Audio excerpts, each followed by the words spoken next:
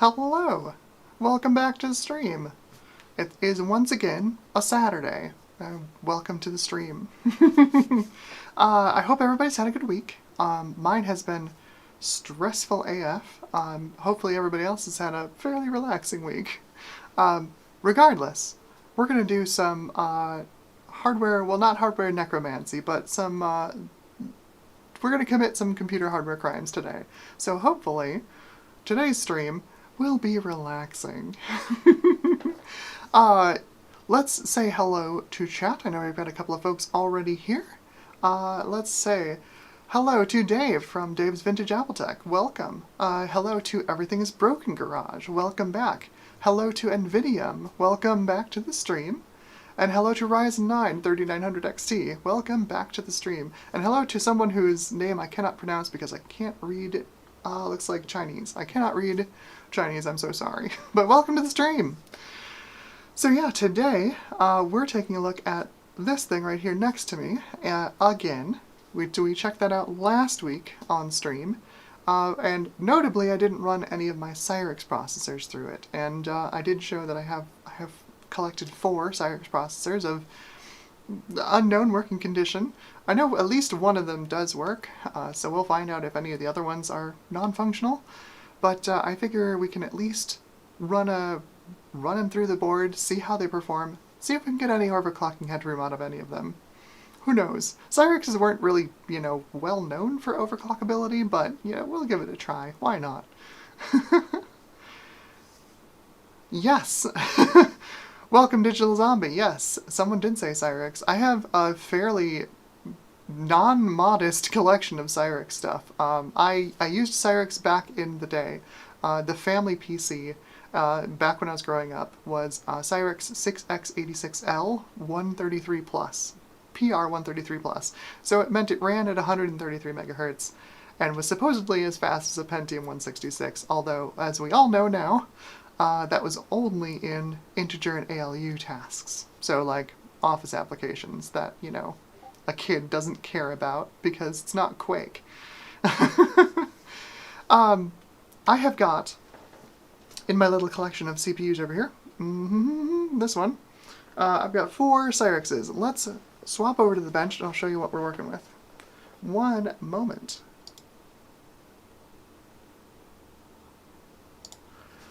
Here we go.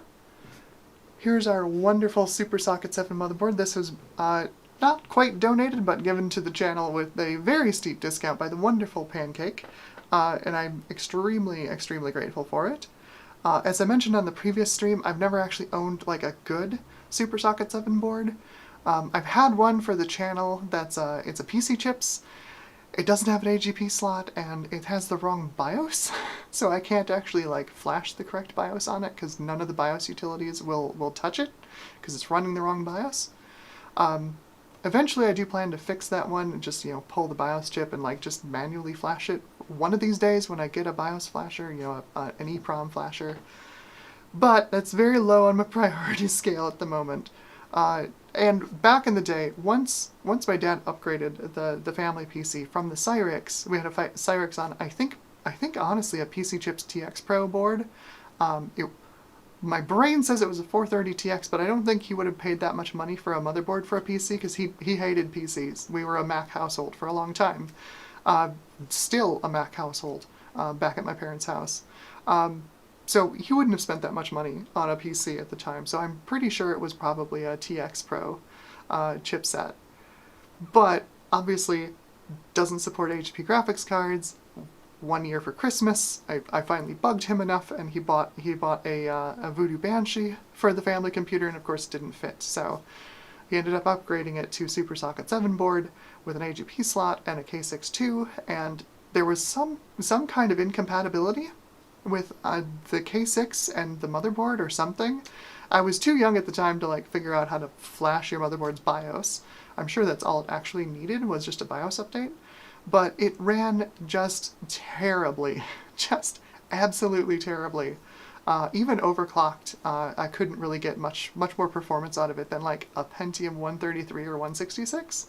So, This is my first board, my first Super Socket 7 board that's actually good, and it's quite good. We ran a couple of CPUs through it last week, and it's phenomenal. We ran a K62 Plus 570 overclocked to 600, ran it just fine.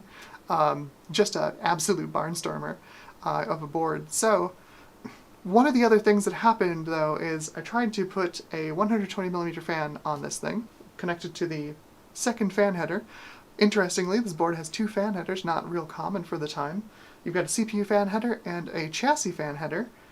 Trying to connect a 120mm fan to that chassis fan header broke the fan controller.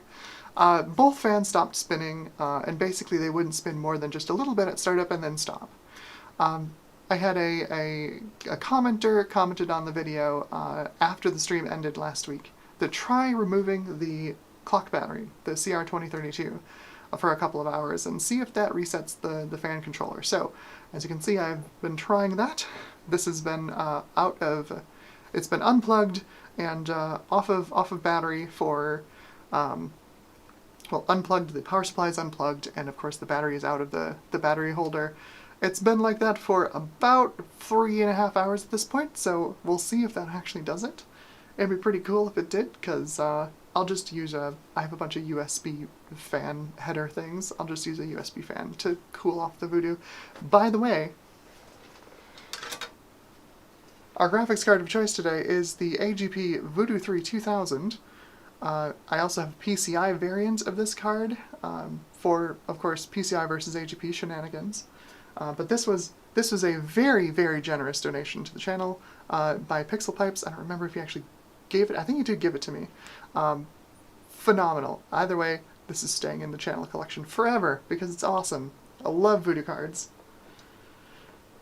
So, that is our video card of choice today. So I think, let's get some CPUs in here and get testing. So, let's see. Gutbomb says, Super Socket 7 time! That's right, it is Super Socket 7 time. Digital Zombie says, started out with a 586-100, will always have a place in my heart. Yes, yes. So the evolution of the Cyrix 6x86 was really kind of interesting.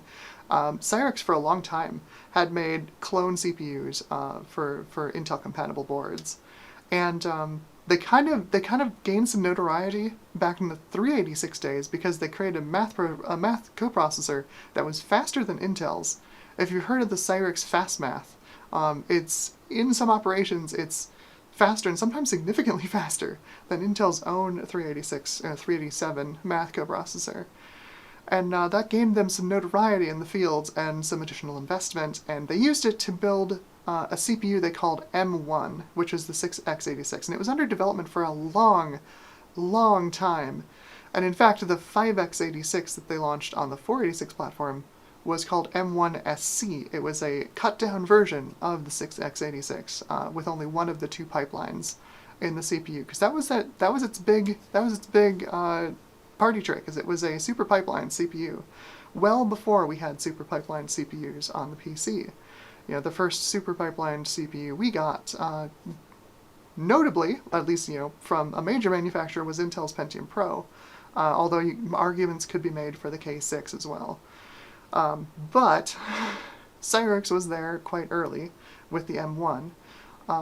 Unfortunately, they ported over their floating point unit, from their 486s into the into the M1, and it shows, honestly.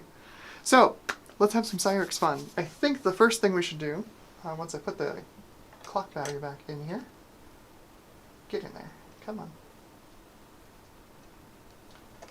There we go. I think the first thing we should do is take a look at what an equivalent Pentium would look like. I think if we do my Pentium 133, we'll be using Quake to benchmark, which is totally unfair to the Cyrixes, but like that was the game of like 1996 when these things were relevant.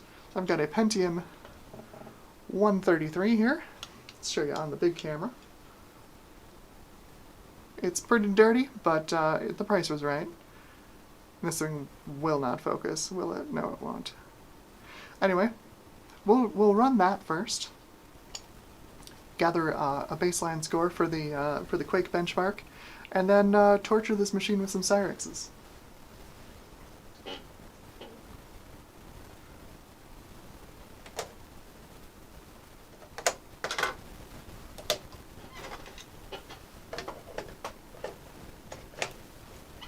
Alright, so we need some VGA and some power.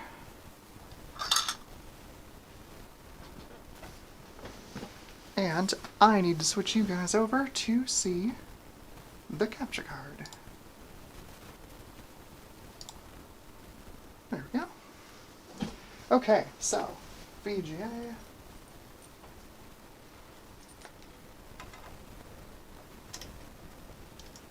There we go. And power into the power supply.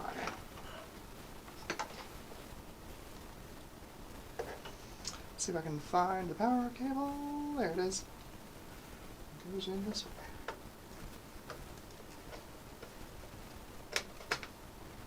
There we go. Do I have the switch on? I don't. Switch is on. There we go. Okay. Will it blow up? Probably not. It has been sublimely reliable, honestly. Other than the fan controller weirdness. Now this is a Pentium 133, so it doesn't really need a heatsink, although I'm going to drop one on there. It shouldn't need any paste or anything. Let's see, what voltage does it need though? It doesn't tell me. Of course it doesn't tell me. Let's give it the maximum 3.2. I think it is a 3.3 volt CPU. It wasn't until the Pentium MMX that they went down to 2.8, so this should be fine. I'm just going to drop this heatsink on here. Try not to short anything out. Let's stick it on this way, it should be fine.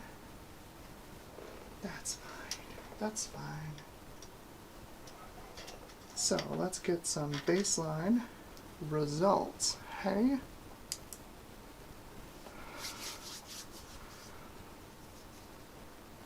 We are at 66 megahertz, 2x multiplier, so Pentium 133. Yes! I was like, I think the CPU works. It does work. Fantastic. There we go. Pentium S at 133. So it's the S. I don't remember if the S means that it's the die shrink or not. I don't remember if they actually identify themselves as the die shrinks. It probably doesn't need this much voltage, but whatever. Should be fine. We're just going to run DOSBench on this thing. Once again, I've got my custom. Yep, of course.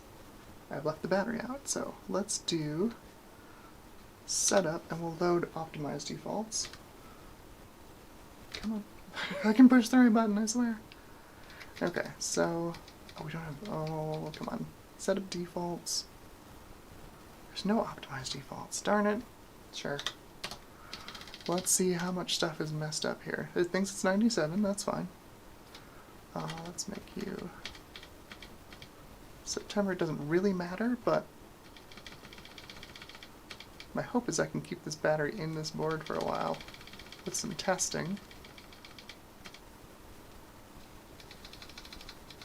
No floppy drive. Cache is on, boot sequence. Let's just skip that floppy drive. Yeah, there we go.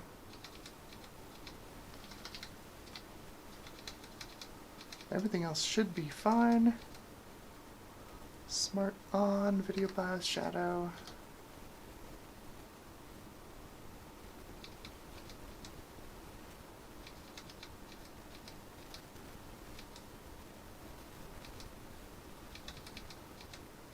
We might get some weird results from last week, because I think those timings were different. Okay, that should be fine.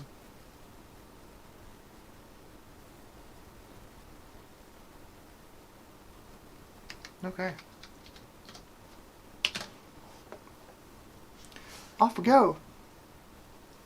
The fan isn't spinning because the fan is not plugged in, because this is a Pentium 133. It doesn't need a fan. Honestly, it does not need a fan. It's not even warm to the touch.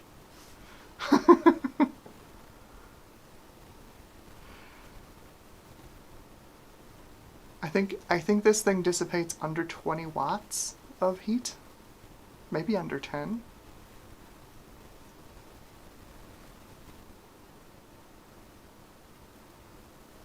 Oh, nice! Gutbomb says, I'm in the middle of building a Socket 7 system of my own to recreate my 1997 machine. Just got a beautiful case for it today. That's awesome. That is awesome.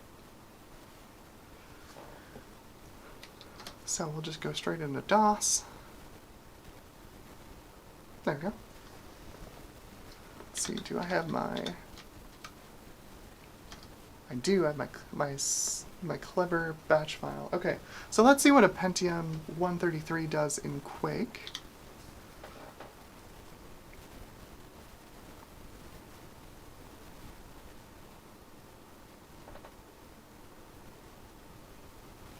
And it always resets the gamma to the darkest, so you guys can't see it. I'm so sorry. I need to go through the config files on this on the DOS bench pack and figure out why it does it. Set my own gamma. But yeah, like the Pentium 133, no slouch in Quake. You didn't really need a super high-end Pentium to play this game. The problem was it was 1996, and like not a lot of people actually had Pentiums. They were pretty expensive. It was Intel's premier processor.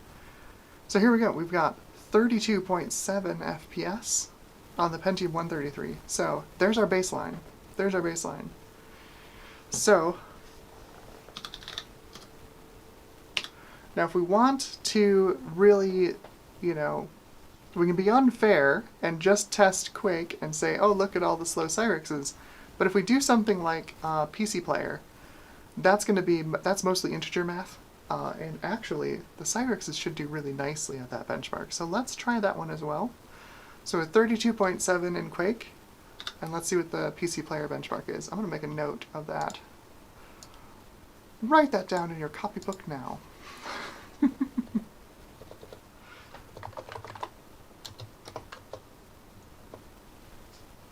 I can type.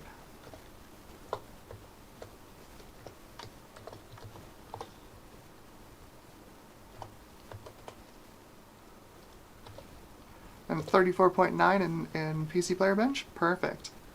So, we've got our baseline scores. Pentium 133. PC Player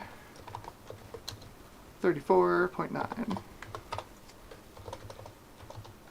Just double check, make sure I'm not crazy. It was 35.7, right, in Quake?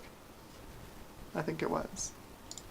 And that makes sense. PC Player would run slower on the Pentium. The integer unit on a Pentium is actually not a lot to like write home about. Okay, so there's our baseline. I'm gonna go ahead and turn the machine off. There we go. And Gutbomb asks, do slot 1 AT motherboards exist? Yes. AT carried forward into, I know at least into the Super Socket 7 era. I think there are AT slot 1 boards. You might be looking at like a 440LX chipset though, so like, not great. There's nothing like inherently wrong with the 440LX, it doesn't run very fast CPUs. It's limited to 66 megahertz.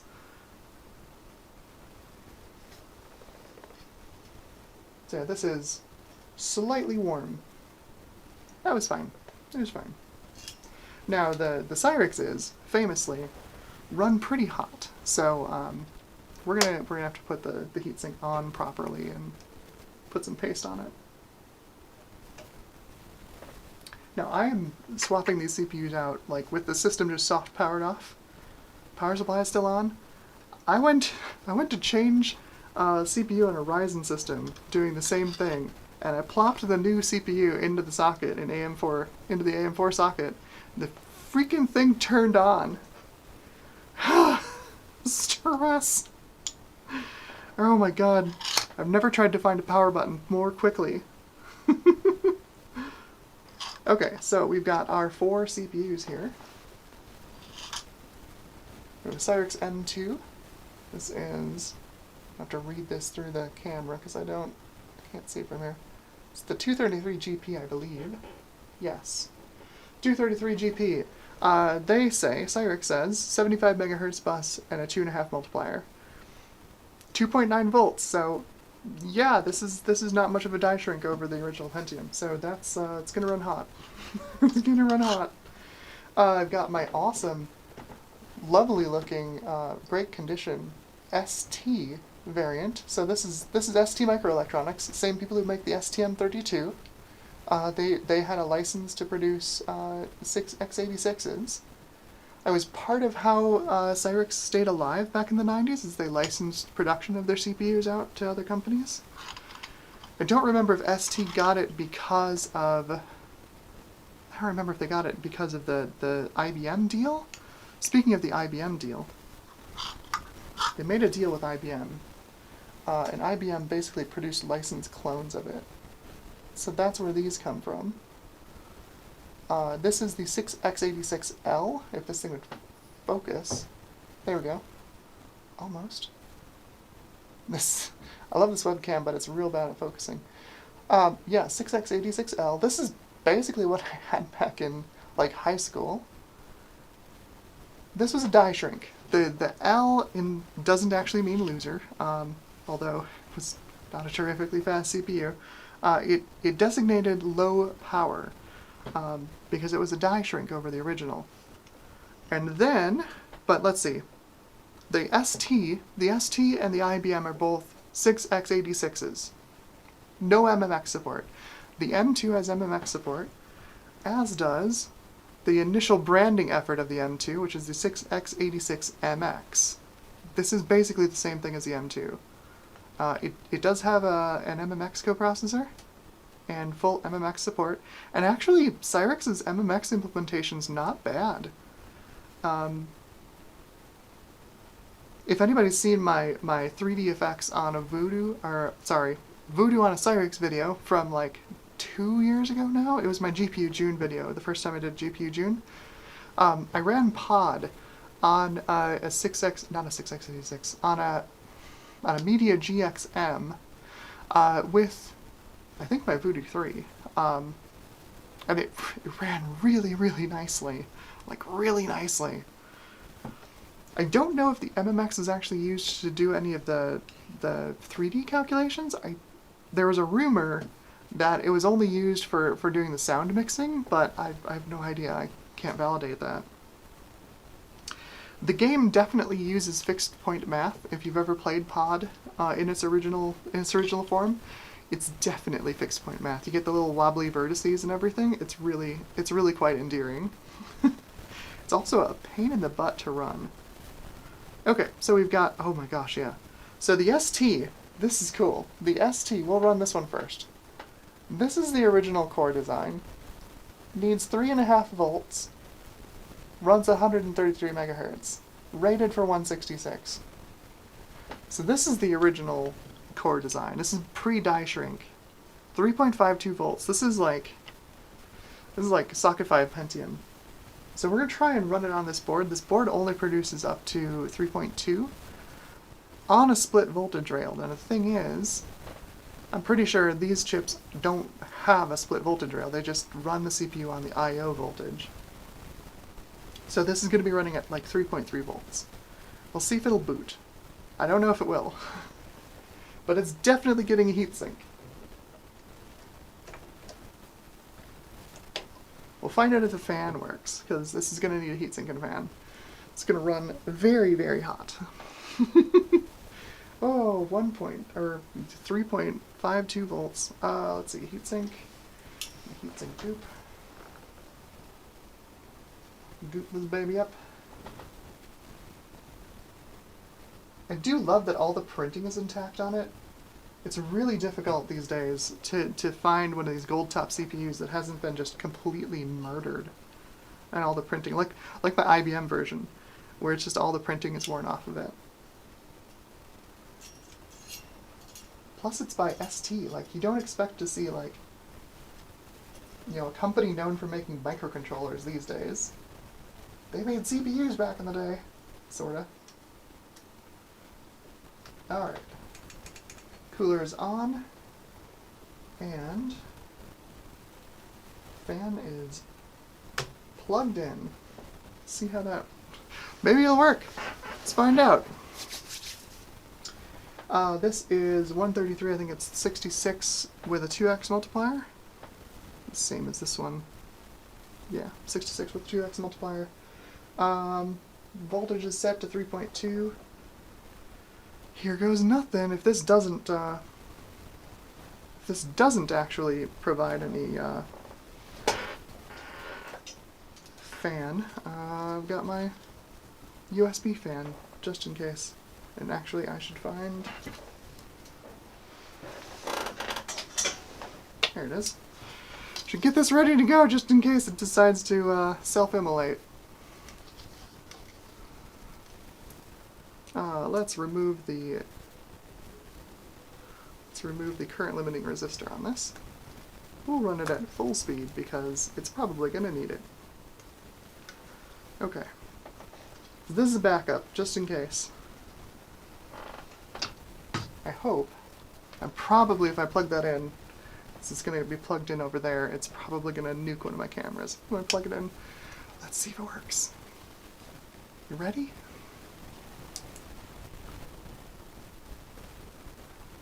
Oh, fan control's doing the same thing. Okay.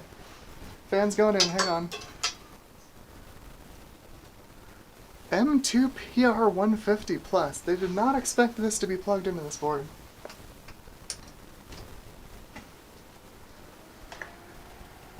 Okay.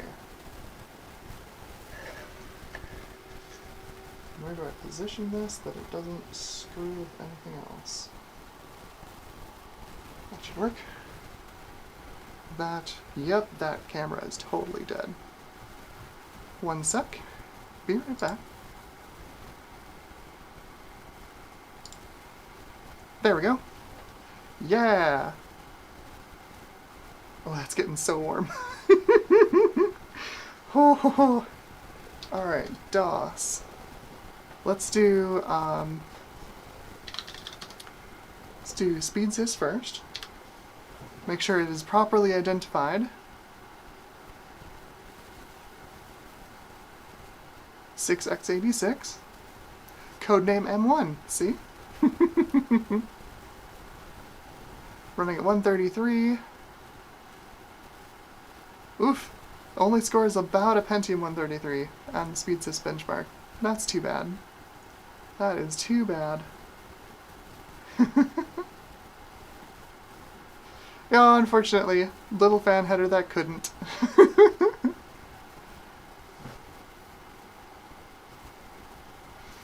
Yeah, so Ryzen 9 says, undervolt, it is still, like, it's very warm. It is currently warmer than the Pentium 133 was at the end of the testing, and we haven't done anything with it yet. Even with the undervolt. Oh. Yeah, so it's working. It is working. And again, this board does have 512K of level 2 cache, as you can see on the memory test. But yeah, looks like it is functioning. It is properly identified. So let's torture it. Let's run some games.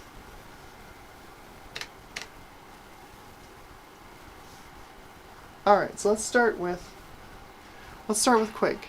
Let's do the worst one first.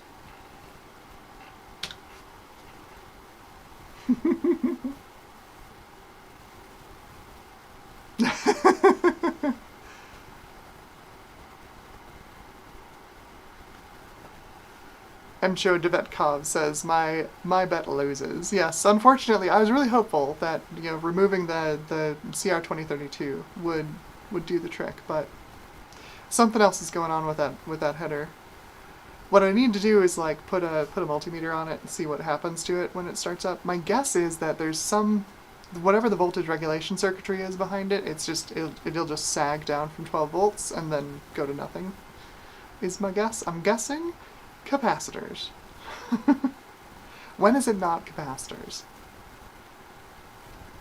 Okay, so we had a 35.7 FPS on the Pentium 133, and the Cyrix running at the same speed, 23.8.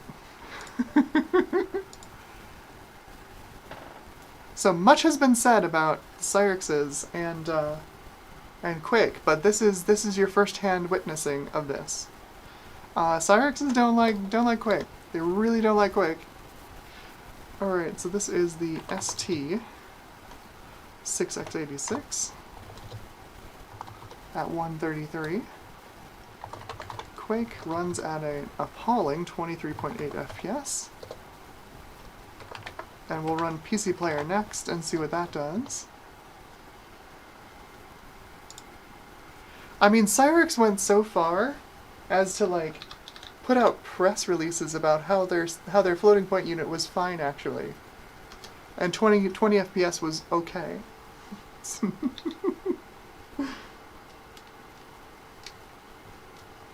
It's not the 20 FPS Cyrix, it's the fact that it's a third slower. It's 2/3 the speed. Alright, so let's do PC Player. This should run better. Fingers crossed.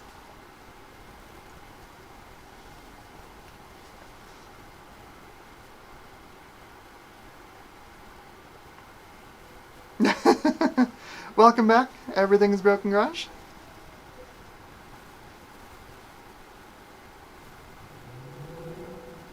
So, what do we get with PC Player? 39.6.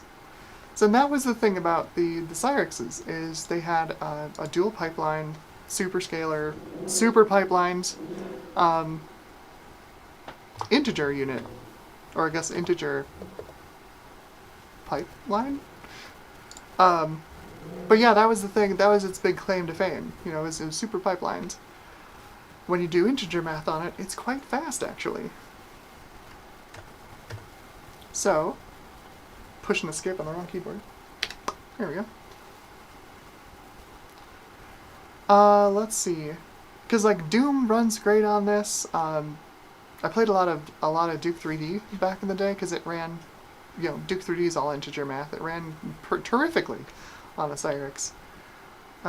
What else? I think that's it. Let's throw the die shrunk IBM in here and see if we can overclock it a little. So let's quit out of there and turn you off.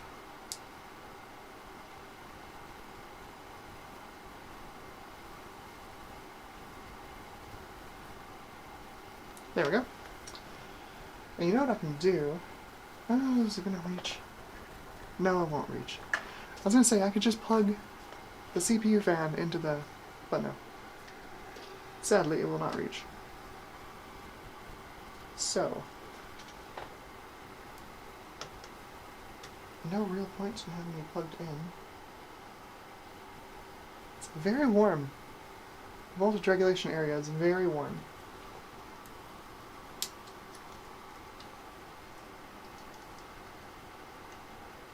Come on.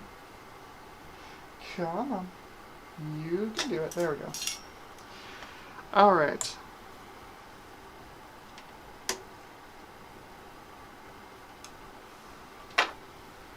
Let's see. While I'm here...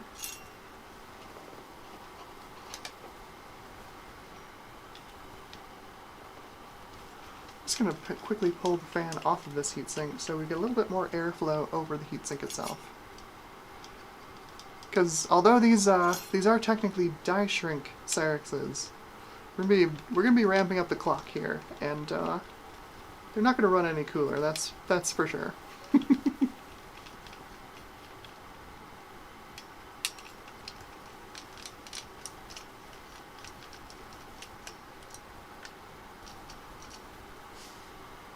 Okay. Well, the downside is that now the clip doesn't get saved. Okay. Next one. The IBM die shrink. So this runs at the same speed. there should be, like, basically nothing notable about this except that it is a die shrink. This one, I'm not totally sure if it works. Uh-oh. This one has bent pins.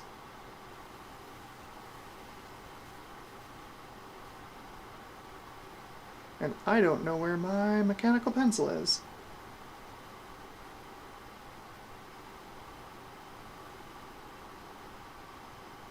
That's that one. That's definitely the one.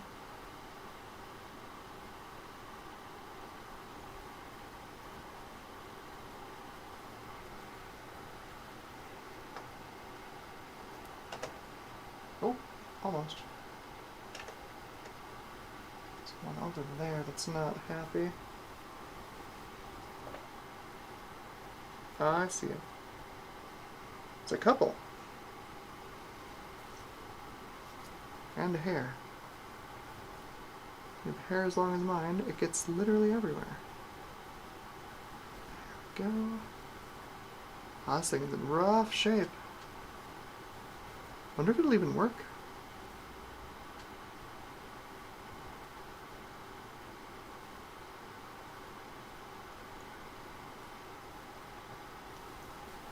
It's riveting, I know, watching me bend the pins back on this old CPU.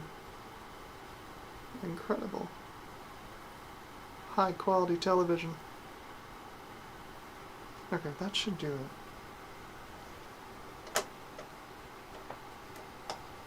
Oh, come on. You're so close.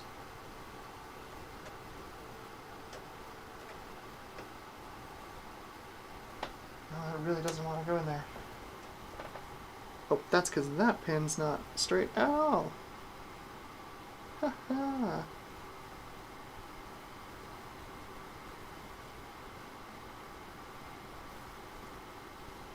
Get back in line. We punish individuality here. CPU pins, there's no room for interpretation on your job.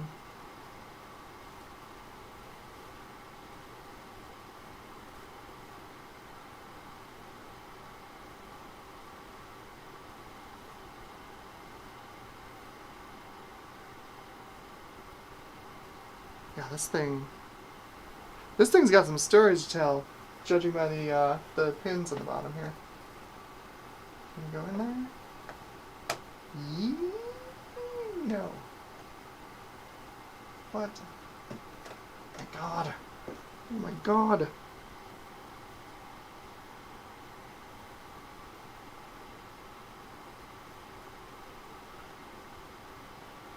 Oh, I wish I had my mechanical pencil.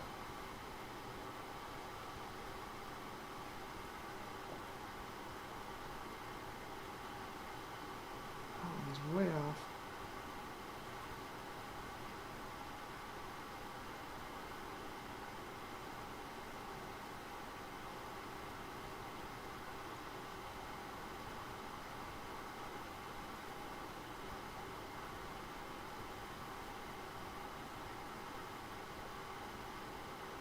Okay, please be the last one.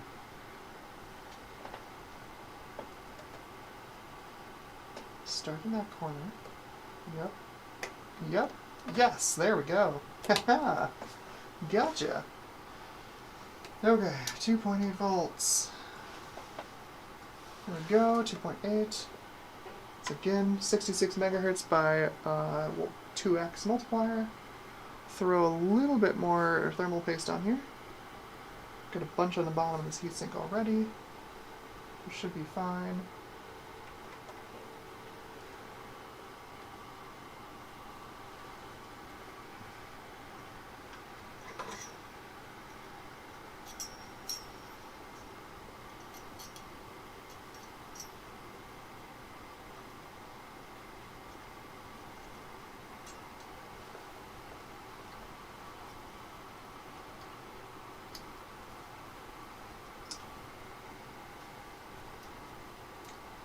Well, there's a critical flaw to disconnecting the fan. It allows the CPU clip to, like, get into a position where it can't be lowered onto the thing. Okay, there we go. Voltage is set, multiplier set, CPU's in. Let's see if it works. I have no idea if it works. Power's on. Hey, look at that. Beautiful. M2L, PR166 Plus. It sort of identifies these correctly. It says it's an M2 instead of an M1.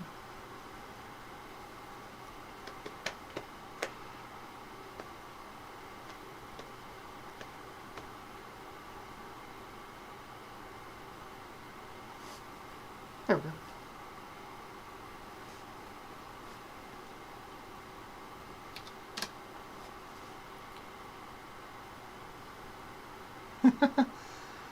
Hello, Frodo Jedi. Hello, Charlotte Thorne. Welcome to the stream. I haven't checked in with chat in a while. I'm so sorry.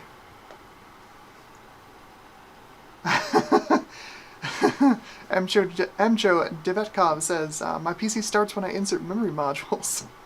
Yeah, no, it's like super stressful. Oh my god, no! Alright, so let's run DOS bench and let's do speedsys. See if it identifies itself correctly. I know when I did this like years ago for my Socket 7 drag race, some of these Cyrix CPUs crashed in speedsys, which was wild. Yeah, so we've got an identical score on the little built-in benchmark. It identifies itself as an M1/1L. It is the die shrink.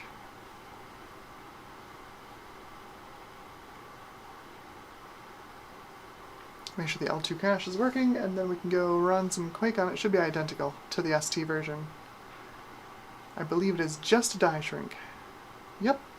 Even with that weird little ridge in the L1 cache response. Okay. I'm not sure what that is. I don't think it has asymmetrical caches. I'm pretty sure it's just got the same size data and instruction cache. I don't remember though. Quake. See how Quake does. It should be pretty much identical. You can get the results file ready here. So this is the IBM 6x86L at 133 megahertz.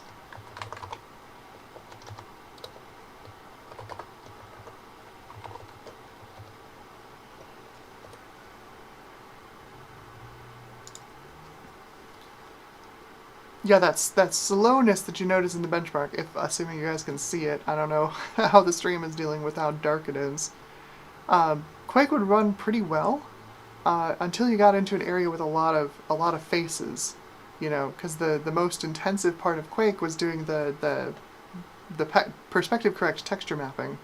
There we go. That's identical 23.8 FPS. So when you get into an area with a lot of faces that need texture mapping, the 6x86 just kind of falls over, and frame rates go down into the teens, and it's just not a fun time. It's a phenomenon that's very, very familiar to me, having played a lot of Quake on a 6x86 when I was younger, many years, living with this CPU. We'll see if we can overclock it in a minute. Should be fun. I don't know if it has a 1.5x multiplier though. Super Socket 7 only goes down to 2x.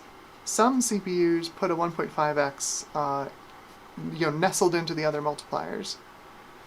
So let me pull that page back up real quick here.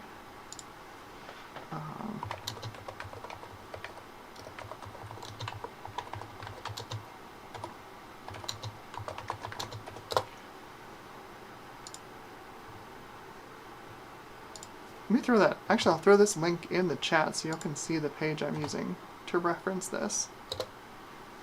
This is a very useful page. It's just like someone who just collated all of the jumper settings for just a ton of platforms. So let's see. IDT WinChip, K6, K6-2.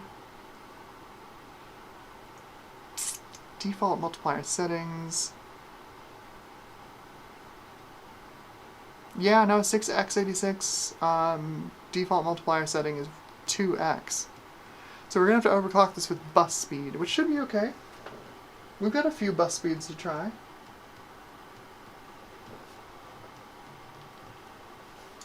We've got 66, 75, 83, 95, and 100 megahertz. So we can give those all a try.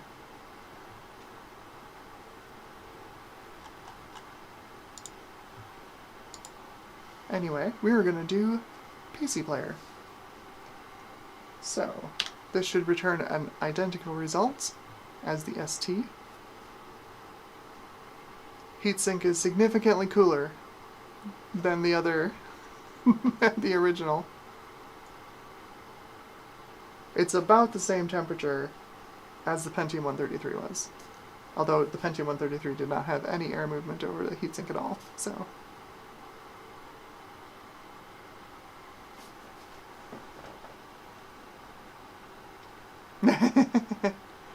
Mad Electron says, did you know there's still an ISA bus on modern motherboards? Yes.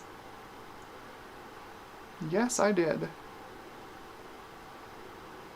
Did you know that up until KB Lake, I think it was KB Lake, Intel actually embedded a 486 inside their CPUs for the integrated graphics. Basically the thread scheduler for their integrated graphics. Just a little tiny 486 inside your Core i9.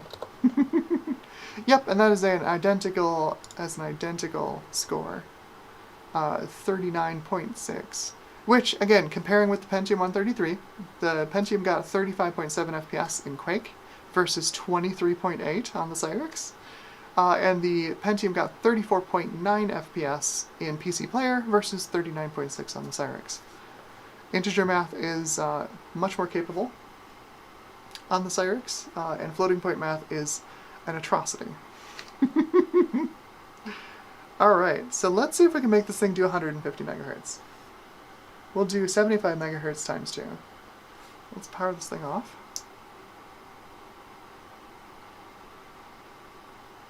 Alright, there we go. Easy peasy. We'll try just upping the bus speed first. If it doesn't work, we can up the core voltage. We've got 2.8, 2.9. 2.8, 2.9, and 3.2 are our options on core voltage, so we'll stick with the default voltage for now. If it's not stable, we can try 2.8 or 2.9 and see if that works. Let's see if we get a Cyrix at 150 megahertz.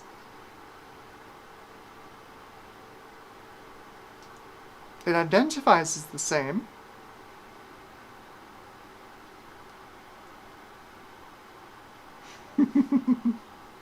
Let's see. The issue with this is I'm not sure what this chipset does with the AGP bus divider. When you up the front side bus, sometimes some chipsets do very strange things with the AGP bus speed. So we might have a 75 megahertz AGP bus at the moment, which should be fine. The Voodoo cards were mostly fine with faster AGP buses. They didn't really mind. They were pretty robust about it, because they didn't use a lot of the AGP bus features. Spoiler alert, that's you know, when I was going to do my testing for AGP versus PCI on a Voodoo 3. Yeah. Let's run our benchmarks. So, let's just start out. Well, let's look at SpeedSys. Let's see if SpeedSys identifies this correctly as 150 megahertz.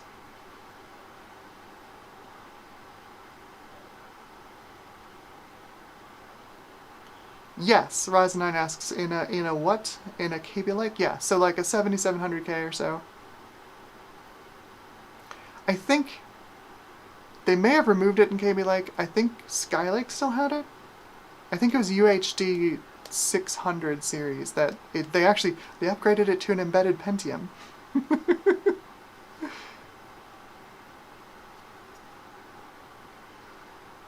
But yeah, there's an embedded, it's a P24T, so like a DX4. 486 DX4-ish. Looking good. 150 megahertz. Alright, so far so good. Let's see if quick runs.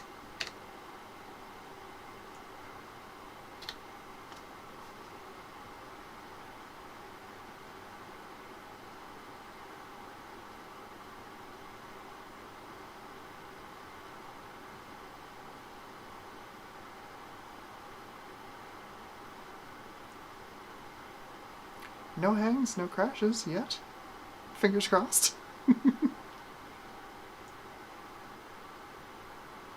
Definitely less laggy as it moves out into the main room.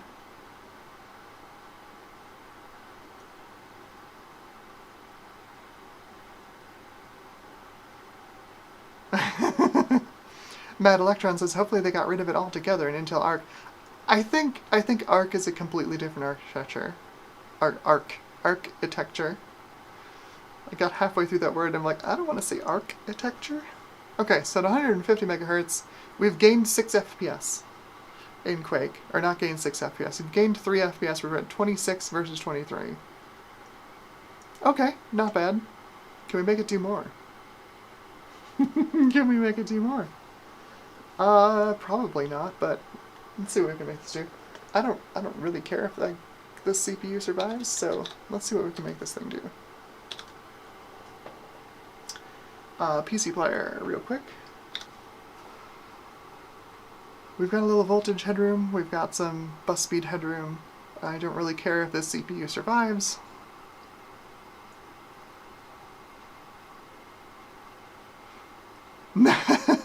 Ryzen 9 asks, so can the 486 in the i7 run DOS by itself? As far as I know, no one's figured out a way to get arbitrary code into that 486, because it is embedded into the CPU, it's embedded into the i7.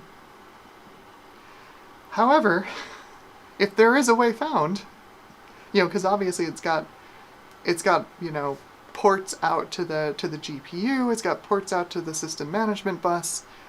There's probably a way to inject code into it, but I don't know if anyone's figured it out yet. As of this time, as of right now, it just runs the code that Intel's written for it, that lives inside the firmware of the integrated graphics on their CPUs, and it's just a thread. It's basically just a thread arbiter. So yeah, 44.6 FPS. We're up from 39.6. We've gained 5 FPS in PC Player. Cool. And so far it's been perfectly stable. I say that, but probably if I run Windows, Windows probably won't load. That was usually how this went when you overclocked Cyrix. Let's see if we can make it do more. So power off. The nice part is, it's the die shrink. You've got headroom at this point, right? We're running at 2.8 volts stock. We went from 133 to 150 with no need to adjust voltage. So let's try 166. We'll just up that. The front side bus by one more step, up to 83 megahertz.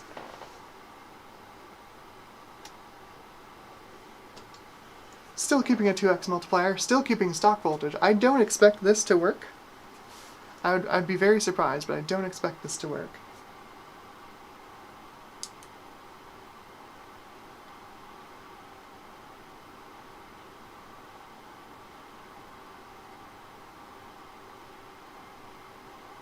And it doesn't.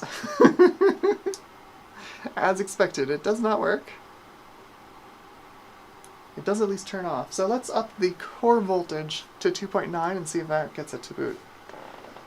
The thing about this is that these Cyrixes never really had a ton of headroom. Like, overclocking is clearly a way to get around their limitations, but like, there's no saying you couldn't overclock a Pentium too, and Pentiums generally had more headroom than the Cyrixes.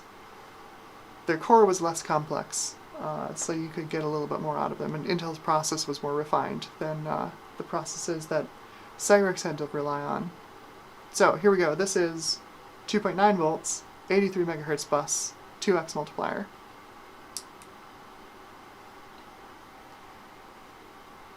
Hey! Oh, that's so dumb. I love it. Now it thinks it's PR200. Oh, that's so great.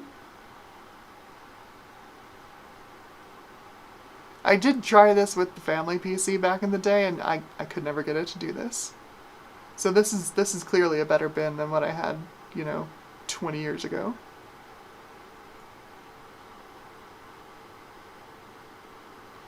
So far, so good.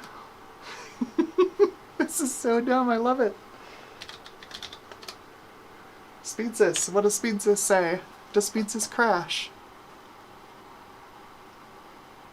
It does not crash. Hey, we're faster than Pentium 133 now. Yeah, Cyrix 6X86 at 166. I'm pretty sure if you found an actual PR200, it would say 2.9 volts. In fact, let me look at my MX. Well, would you look at that? My 6X86 MX PR200 also says 2.9 volts. It's factory overclock. There we go. Looking good so far. Let's run some Quake on it. So this will be a really nice comparison, actually, between this and the MX. I'm inclined, so the instructions on the 6X86 MX say, run this with, there we go.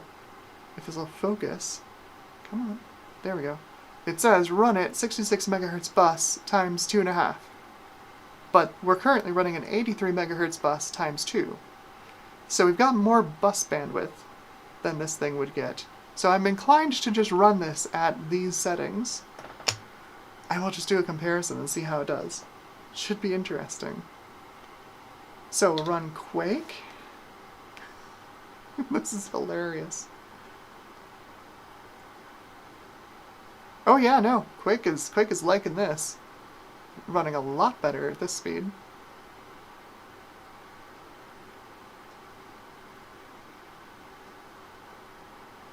And if you're like, oh yeah, well of course the Cyrix likes more, it likes more frontside bus bandwidth. All of these CPUs like more frontside bus bandwidth. All of them. They're all basically constrained for frontside bus bandwidth. You'd think like the Pentiums wouldn't be, but if you run these Pentiums at like you take the 133 and overclock it to like 150, doing a 100 megahertz bus times 1.5, it eats it up. It loves having more frontside bus bandwidth. So we are still not as fast as the Pentium 133 running our Cyrix overclocked at 166 on an 83 megahertz bus.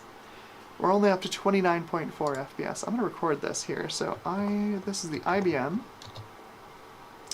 6X86L at 83 times 2, 166 megahertz. Quake gives us 29.4 FPS. PC Player is going to give us what? Predictions? What do we think? We just gained 6 FPS, almost. 5.5 FPS or so over the stock speeds. Think we'll gain like 10 FPS in PC Player?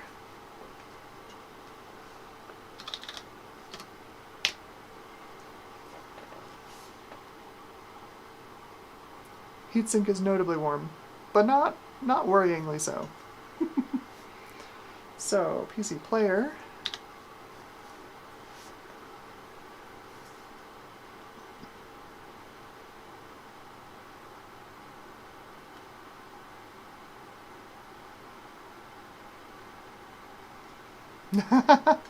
CRTified says Amber's test benches got a cameo appearance at VCF Midwest. Yay!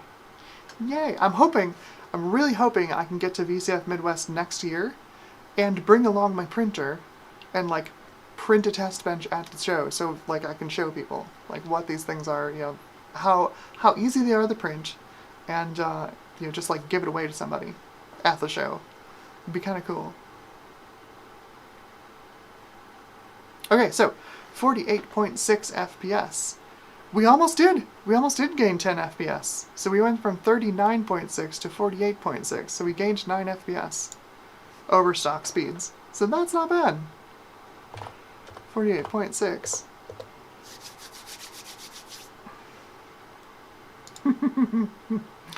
Okay, so the next step would be, so the next bus speed is 95 megahertz, so that would be 190. But that's not gonna, it's not gonna do 190, I'm pretty sure. But if we do,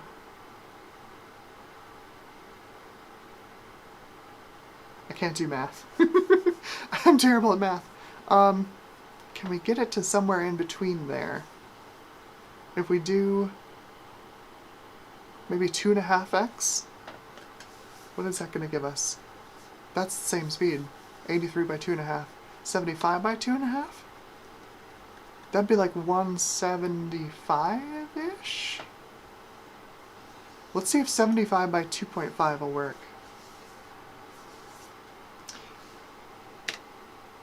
I'll keep the 2.9 volts to start with. Let's see if it'll do that. Power off. Okay, so 75 megahertz bus. 2.5x multiplier. So this is going to be 150 plus 26.5 FPS or 26.5. Am I mathing correctly? No, it'd be like 38 FPS, 38 megahertz. Right? Half of 75. Someone who's better at math than me. What are we going to run this at? 75 megahertz by 2.5. Power's on.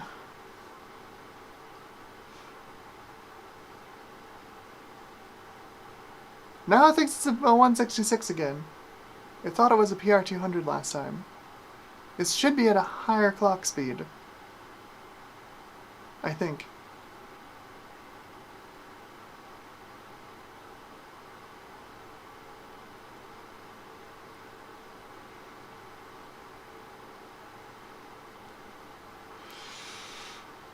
Okay. Booting. Booted. Get into DOS.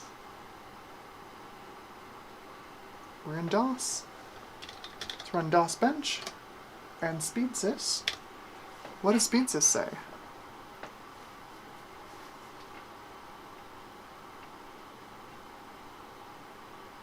Cyrixes says we're at 150 megahertz. Does this not recognize 2.5x? I wonder if it doesn't. Let me check that. Let me check the chart. Does it only have a 3x multiplier?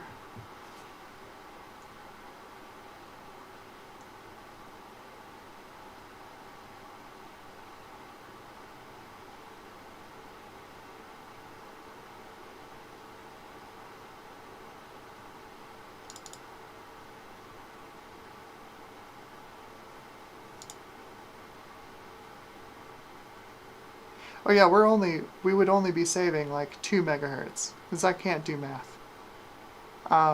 75 by 2.5 would be 188 megahertz over, versus 190.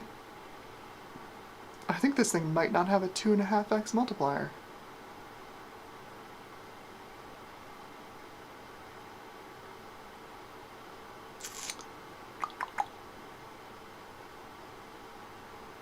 Let's see, 6x86L. Yeah! No, it's got... Ooh! Hang on. It does have a 1.5x multiplier. If we set it to 3x, it should be 1.5. That's scary. But that means we could run this, we could easily run this 100 megahertz bus times 1.5. So we've got a 1.5, a 2, and a 3x multiplier. So let's try that.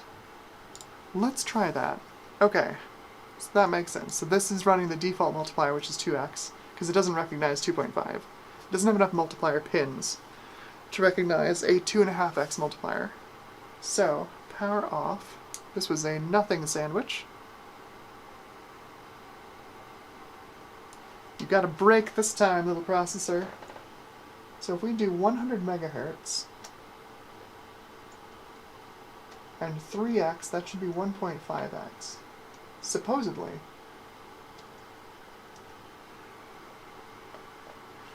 And the 4x multiplier is 3x, according to this chart. So let's see if that's right. This should give us 150 megahertz on the little Cyrix.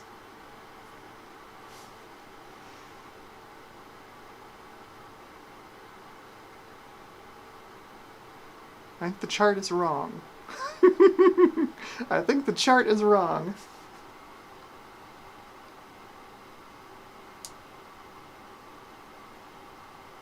That's a whole lot of nothing. Let's see. I'm going to put it on 66 megahertz and see if this is some other multiplier.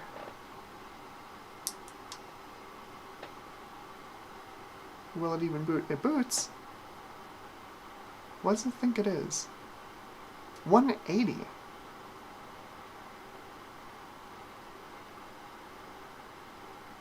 Is this 2.5?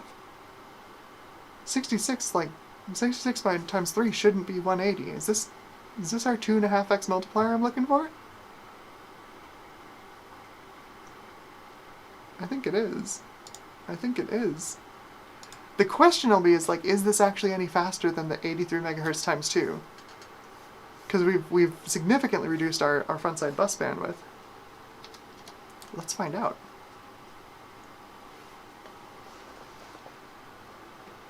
Bench. Speedsys. I swear I pressed N. Oh, it's not happy. Oh, it's not happy. Should we cook it?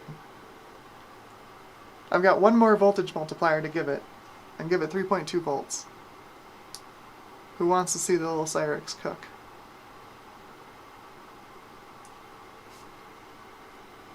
Get this fan closer. Let's cook this thing.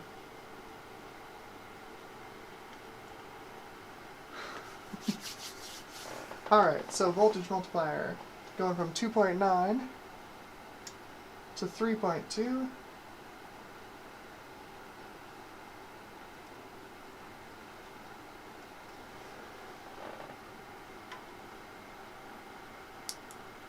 Cooking with Cyrix.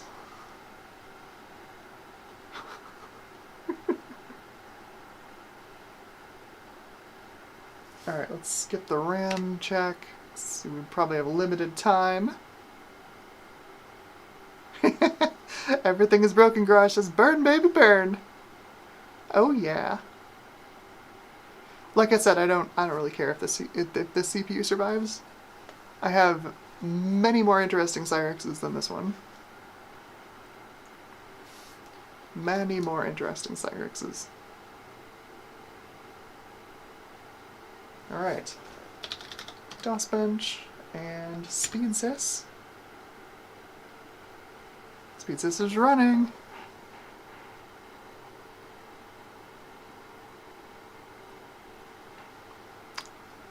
No, this is a 3x multiplier. This 3x multiplier is a 3x multiplier. It says 6x86 at 200 megahertz. Whoa!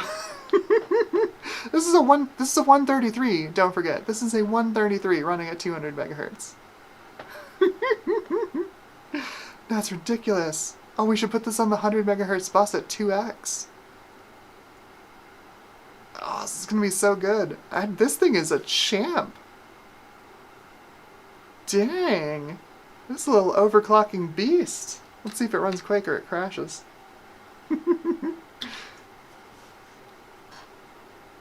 200 megahertz. Yeah, like I said, my childhood Cyrix couldn't even do the 166. Look at this go. Yeah, this should definitely... I'm gonna put a thing in here for the score already because this is gonna be awesome. We can run this at 100 megahertz times 2. Freaking incredible. This is 66 times 3. 200 megahertz. 32.4. Still not as fast as the Pentium 133. Oof. That gets a Roblox oof right there. So that's 32.4 in Quake, and let's see what PC Player does. Yes, PC Player. Still not as fast as the Pentium 133. That's really sad. It's going to be hot. It is. Well, it's not as bad as I thought it would be. It is warm. Not notably warmer than it was at 2.9, but of course I did move the fan closer to it, so 52.4. So you can see, like, that's only 4 FPS. Well, like 3.5 FPS faster than 83 times 2, 166 megahertz. That's the power of frontside bus. So let's really demonstrate the power of frontside bus before this thing completely cooks itself. Let's run it at 100 megahertz bus times 2 multiplier.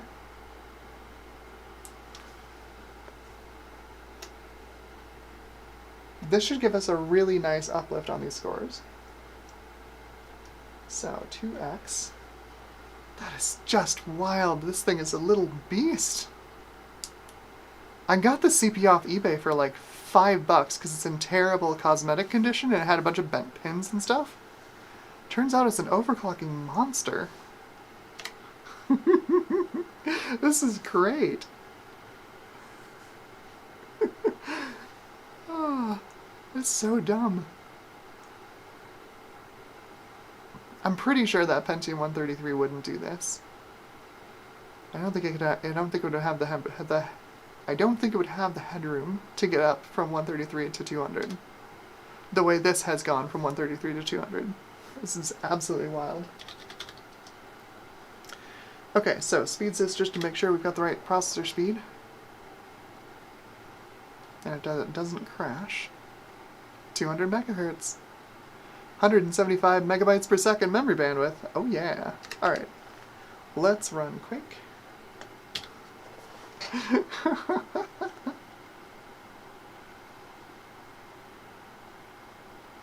What a little monster. This is great. I love this. This is apparently what happens when you take a Cyrix and say YOLO.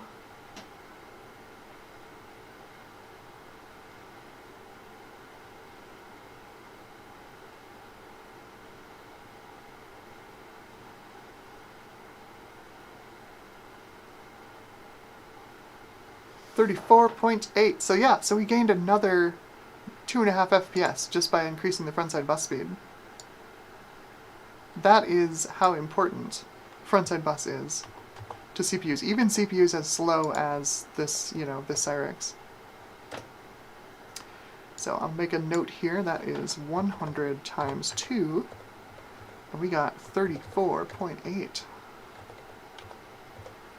So let's see what PC Player does. I'm kind of curious to see if this will boot into Windows, if it's stable.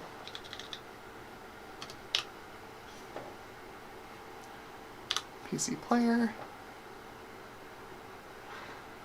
Hello, Francois. You have joined a computer hardware crime currently in progress.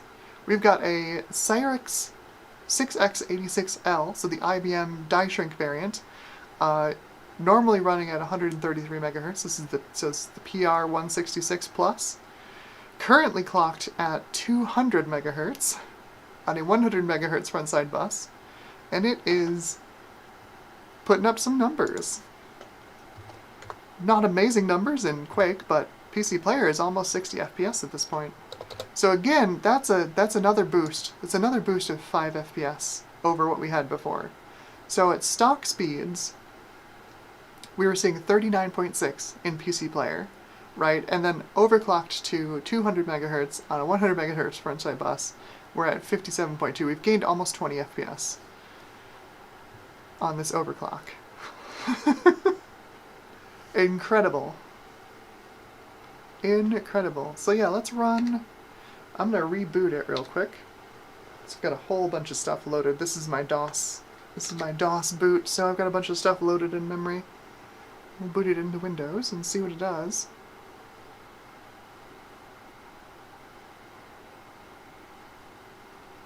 See if it'll run Quake 3.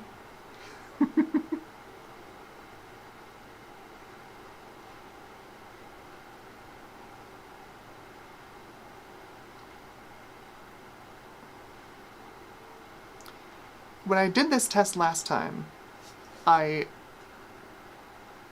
did a video on Voodoo scaling using my PCI Voodoo 3. This obviously being the AGP version of that card. And I tested a whole bunch of CPUs on it. Yep, I still haven't moved that sound font over. Whoops. So I tested a whole bunch of CPUs on it. I don't know why it's building a driver database. Maybe it is literally for the CPU. No? I turned off the floppy controller. Now it wants to put the floppy controller in. And I found that, like, as Quake 1 and Quake 2 are really, they really favor Pentiums, Pentium 2s, Pentium 3s, of course, and they really punish Cyrixes in performance, that Quake 3, for whatever reason, the way it's coded, is a lot more even-handed in terms of CPU performance. Like, the K6 finally, like, outdoes the K6 finally outdoes the Pentium in Quake 3. We're talking about, like, CPUs running this game at, like, 7 FPS or whatever. But, uh-oh. Scan Reg W as nope. So it's not stable, unfortunately. We are locked up on the Windows desktop. That's too bad. That's too bad. I don't think I have Screamer on here. I certainly don't have the Voodoo 3 patches for Screamer. I'm trying to think if I have any DOS games that use the Voodoo, but I don't think I do. Still, not bad for DOS anyway. Let's see. I don't think we have a 2.5x multiplier on that. CPU would be perfect if we did. We could do 75 by 2.5 and get 180 megahertz. Or whatever, 188 megahertz. Ryzen 9 says, I think it's the fastest x86, 6x86 in the West. My M2 would argue. This is not the fastest version of the M2. You find them once in a while on eBay. The M2 300, I think, was the last one that they made for Socket 7. It also showed up very briefly on Socket 370, produced by VIA as the Cyrix 3. It's basically the same core. They're really hard to find, though, because VIA pretty much immediately got, bad press on it because they weren't terribly performant processors, and they used a lot of power, and they switched over to the Centaur core that they had. Basically a fast WinChip. And they still called it the Cyrix 3, though, for a while before they renamed it as the C3. So it's really difficult to find those original Socket 370 Cyrixes. You want to see a CPU go for ridiculous money on eBay. Come on, get off of there. Too much thermal paste on this now. Okay.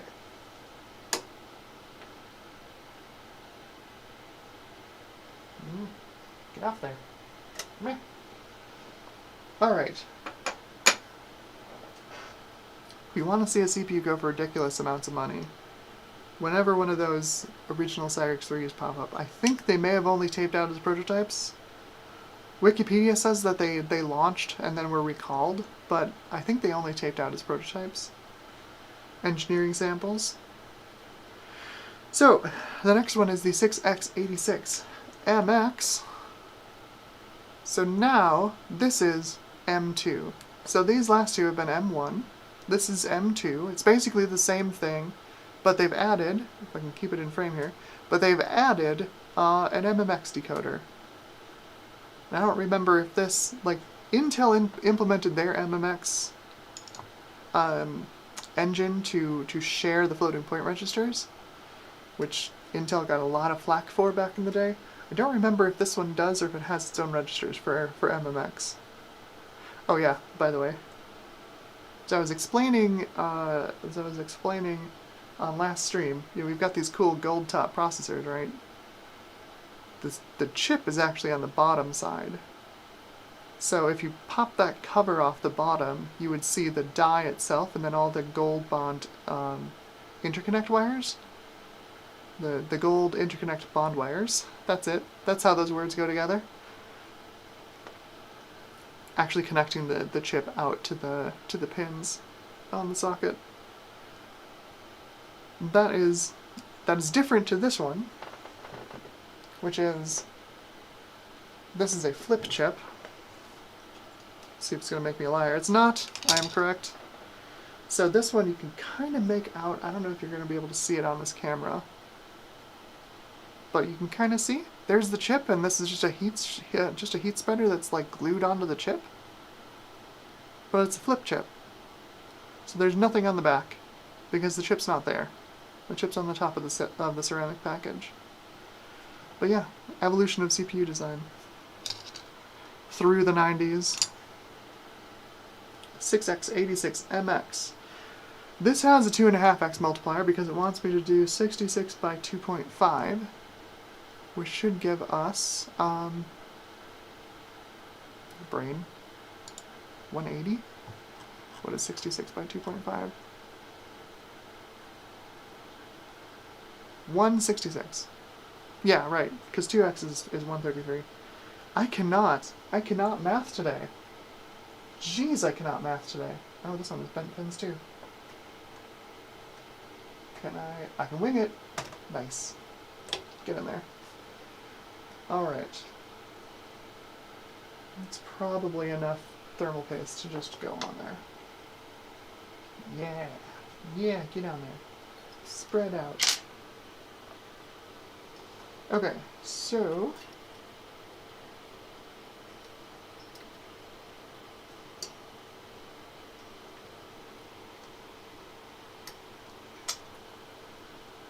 there we go.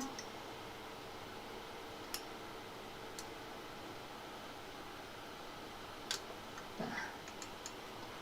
Okay, so 66 by 2.5 for 166. Should we just, what do you think? Should we just YOLO this and try 200 megahertz? What do you think? Think it'll do it? I think it's the same process as the 6x86L. I don't think it was an improved process. Let's put it back to its stock voltage and see if it'll do that. Oh, that's right. That's what I was going to do. I was going to do 83 by 2. Because we can get a perfect comparison between M1 and M2. Alright. 83 megahertz times 2, 166 megahertz processor speed.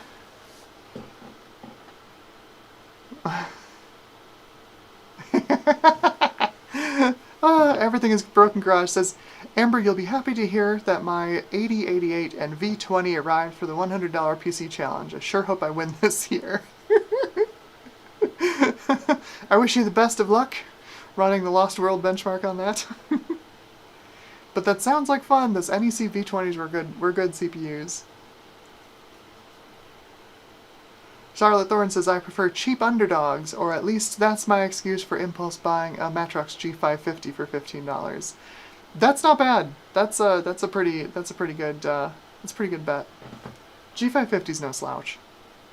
G450 was good. Anything lower than that, it's a little bit slow. Alright. Yeah. 83 megahertz frontside bus, 2x multiplier. We are on stock voltage, which is 2.9, which was interestingly the voltage we needed to be stable on the overclock. Boot her up, and let's see what she does.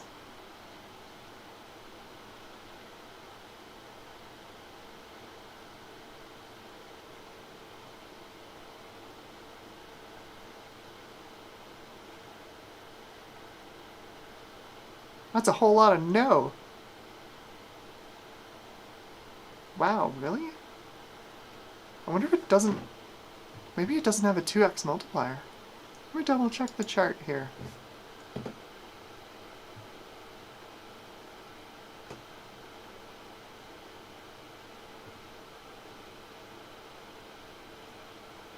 It might not have a 2x multiplier. No, it should. Well, the same chart that said that the 3x multiplier was a 1.5x also says that this does have a 2x multiplier. I don't believe it.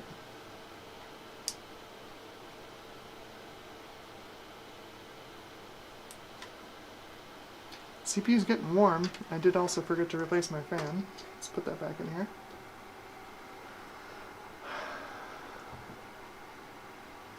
Alright, well, let's bump the voltage up. See if that's its problem. Problem child. This should be technically stock speed. 83 by 2 should be 166. I don't think it has a 2x multiplier. PR 233? What speed is this running at?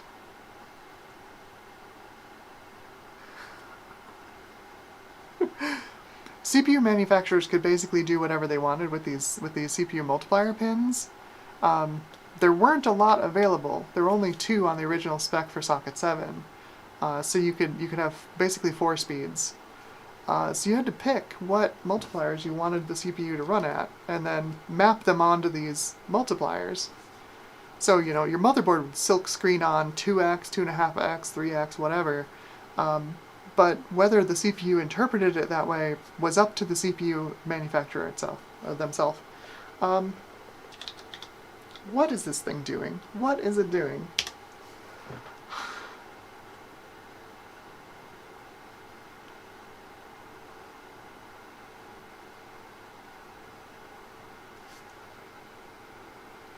That's what it did to me when I did my socket 7 drag race. SpeedSys hangs, so we'll use a different utility. Yeah, it's very hung. We'll use a different utility to try and read the CPU speed. PR 233. What is that? Is it, maybe it's a 2.5x multiplier? Literally, the board is set to 2x. Clearly it's not running at 2x. I don't know what speed it is running at, but it's not 2x.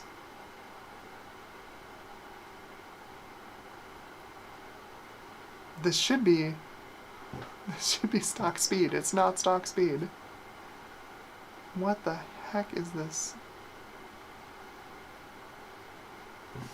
Okay.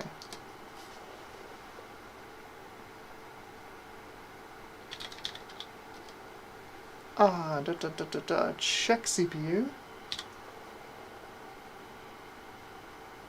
No, it does say 2x multiplier, 166 megahertz. Weird. That must have been Cyrix's branding back then. That they must have released a CPU with this speed and said, yeah, oh yeah, it's totally equivalent to a Pentium at 233.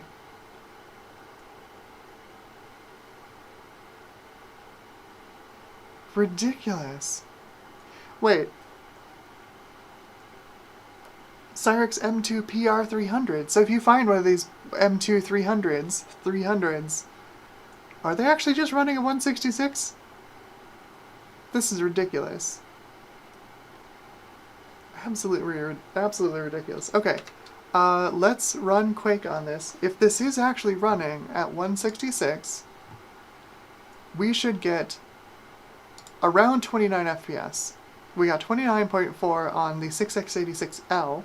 Quake does not use MMX, and I don't think the MX increases the level 1 cache. I don't think. Like Intel increased the level 1 cache on the Pentium MMX versus the Pentium to make sure that everything ran a little faster on the Pentium MMXs, so they could say, you know, MMX speeds your computer up.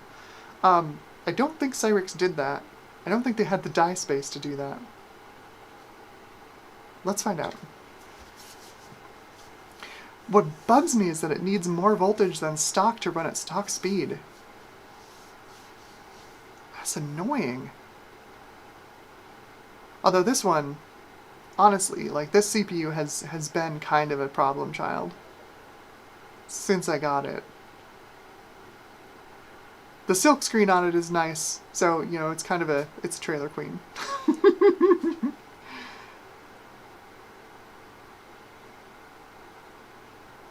So, 29.4 to beat,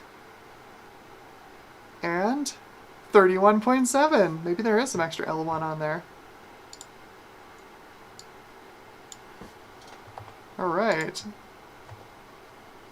So, this is the Cyrix, the genuine Cyrix produced. 6x86 MX at 83 by 2.0 multiplier. So 31.7 versus 29.4, not bad. So we should see a pretty nice uplift in PC player as well.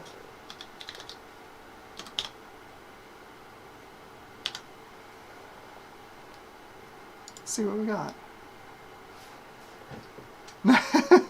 Ryzen 9 says, no speed sys! I'm pretty sure neither of these 6x86 MX CPUs is actually going to run SpeedSys.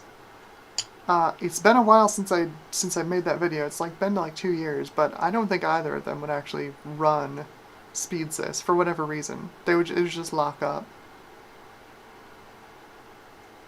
It'd be nice to see like the cache topology, you know, but apparently not.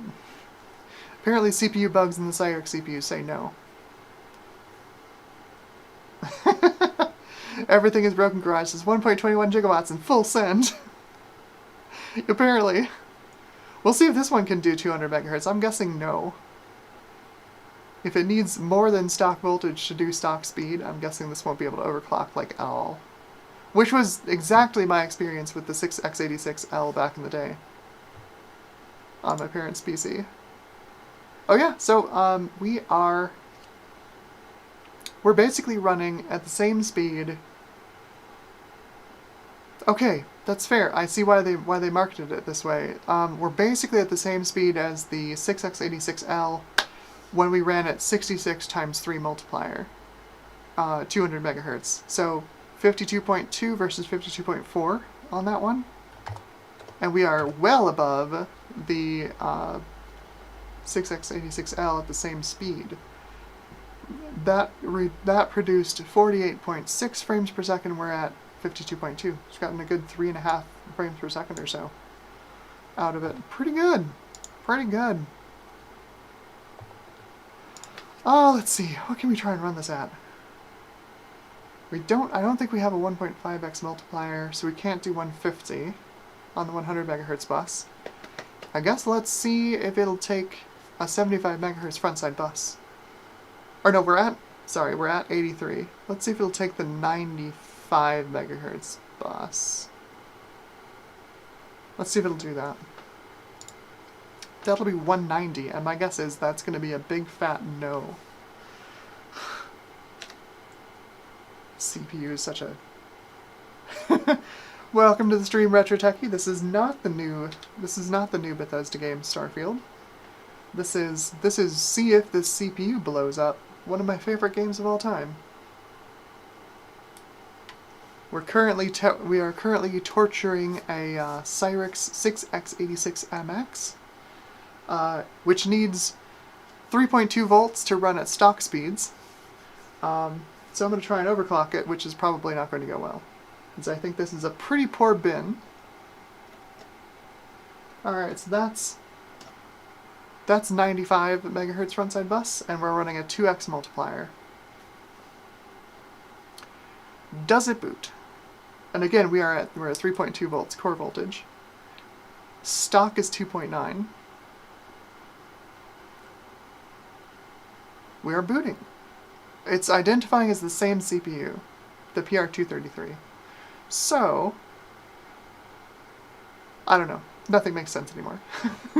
This BIOS has pretty much consistently misidentified the Cyrixes, other than the non-MMX ones. It's basically, it's misidentified the CPU every time we booted it, so... Not surprised! Not surprised.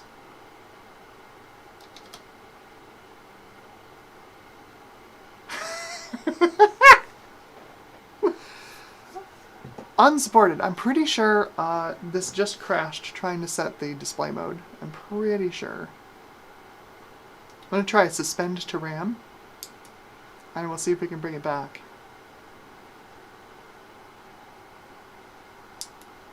Unsuspend.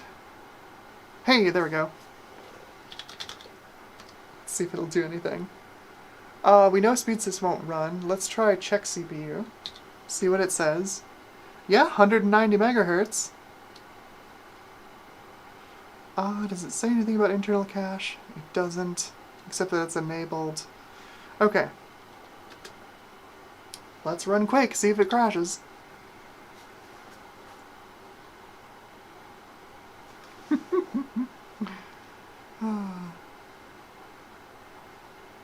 I'm gonna be an optimist. I'm gonna put in an entry for it and see. Hopefully that gives it. That's the luck that it needs to finish the benchmark. That's 190. Yes. Excellent. 35.4 FPS. Hey, guess what? We're finally at the speed of a Pentium 133. Almost. The Pentium did 35.7 at 133 megahertz. And our 6x86 MX at 190 does 35.4. To be fair, that is the highest amount of performance we've gotten out of a Cyrix so far, as even the 6x86L at 200 megahertz only gave us 34.8. So, we are making progress. We're making forward progress. So, let's do yes, and let's do PC Player. What does PC Player give us? We were very close to 60 FPS on PC Player last time with the 200 megahertz 6x86L. Can we crest 60 frames per second? Can we do it?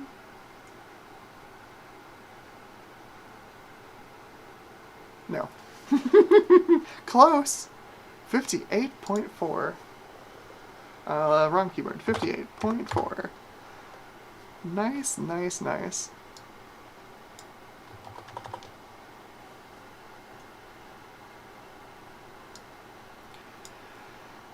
Well, let's YOLO this and see if it'll do 200 megahertz. I'm guessing no, given how badly it performed at 166, but I mean, it's running at 190, so who am I to say? I didn't think the 133 would do 200 megahertz either, so I clearly have no idea.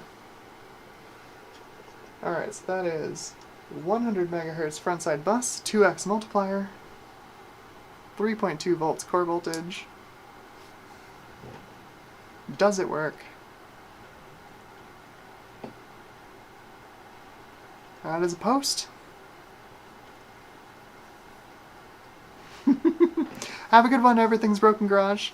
Enjoy your Jersey Shore.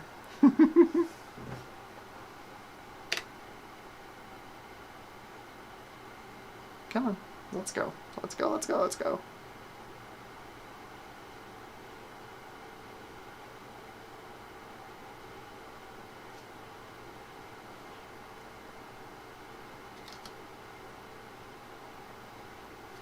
I didn't try and set a wrong mode this time.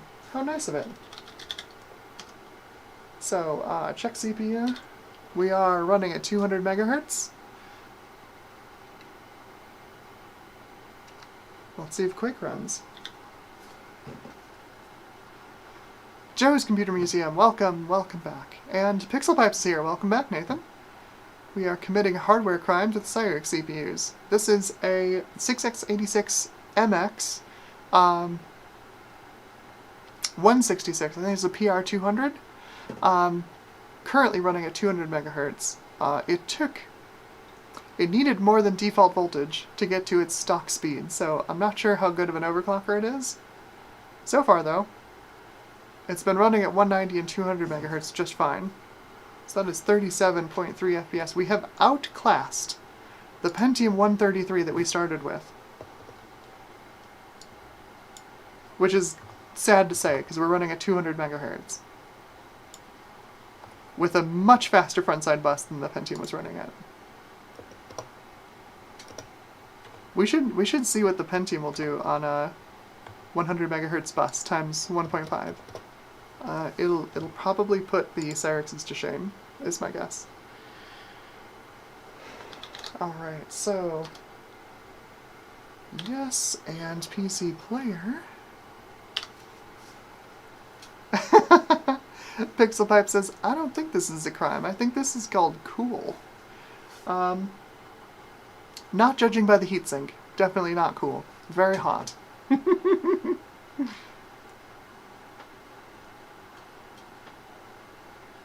60 FPS? 61! Look at that! 61 FPS. Nice, nice, nice. Oh, that's ridiculous. I love it. So I don't think this has fractional multipliers. I think it's 2x or 3x. Let's see what the chart says. 6x86MX. The chart says that it's got fractional multipliers, that it obeys a 2.5x. So we could try to get this to, like, I don't know, 233? Well, not 233, we don't have a 3.5x multiplier, but we could try, like, oh, brain. Let's see. 2.5.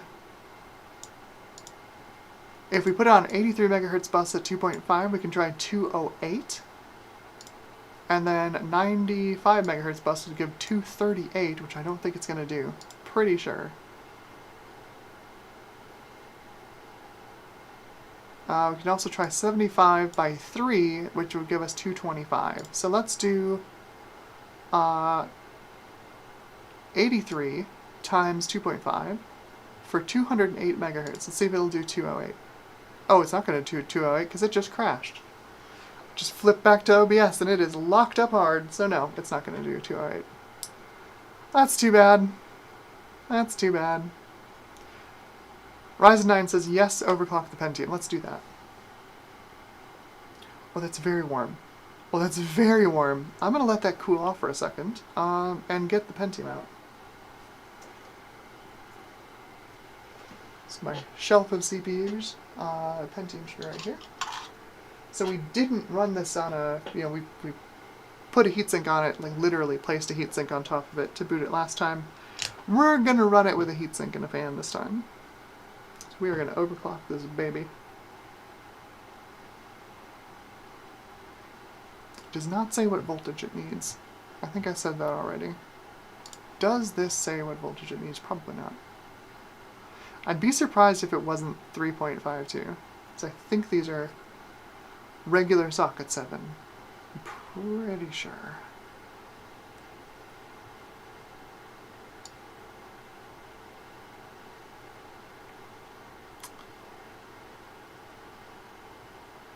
So we'll just keep it at 3.2 volts, and we'll try 100 times 1.5 first.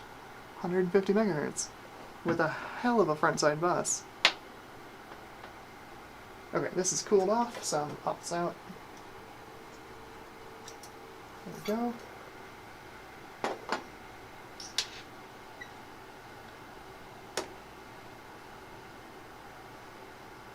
Oh, come on, get out of there. There we go. I think it's clean heatsink time.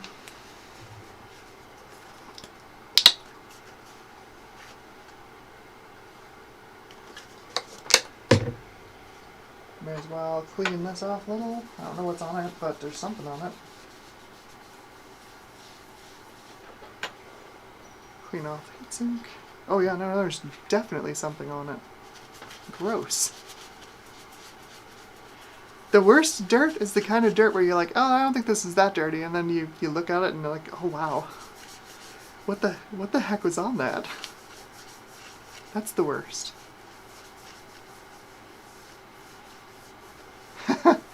Meat City, welcome to the stream. Yes, Cyrix.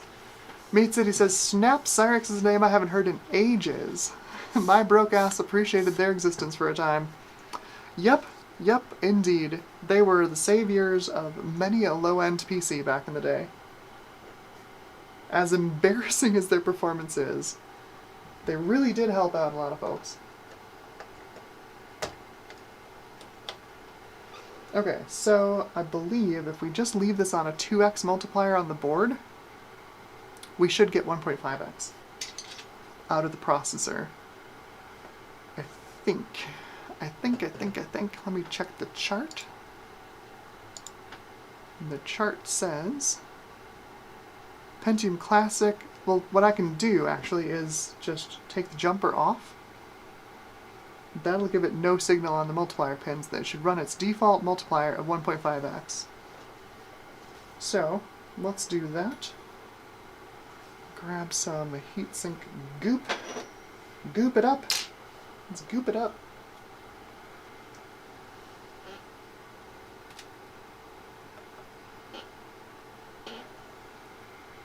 Goopy. Yum. I'm so full of heatsink paste, yum. Okay.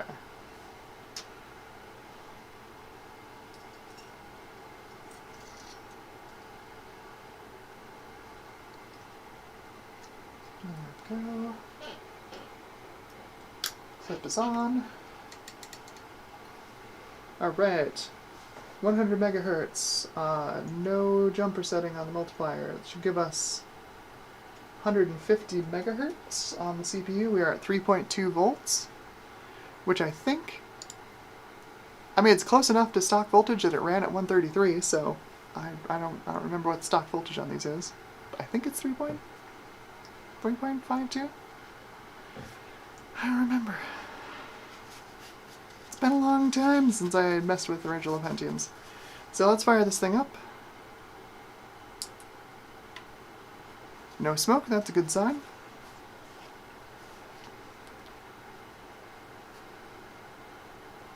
Pentium at 150. Oh yeah. Since this works, we can also try 166, 83 times 2. I think there's a 2x multiplier on it. Let me double check. There would have been no reason for Intel to put a 2x multiplier on the Pentium 133. Like, literally no reason. Because it was just supposed to run at 1.5. Oh, Pentium Classic. Supposedly, this says it obeys the multipliers, but I don't think it does. I don't know. The chart's been wrong before. Was totally wrong about the 6x86MX. Alright. Bench. Let's do our DOS bench. So this will run SpeedSys. This won't crash running SpeedSys. Let's see what SpeedSys says.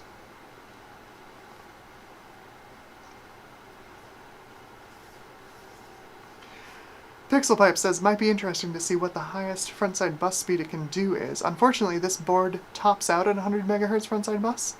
So this is already the fastest bus speed that the board will give it, at least. But yeah, like if it did 117, that'd be pretty cool to see.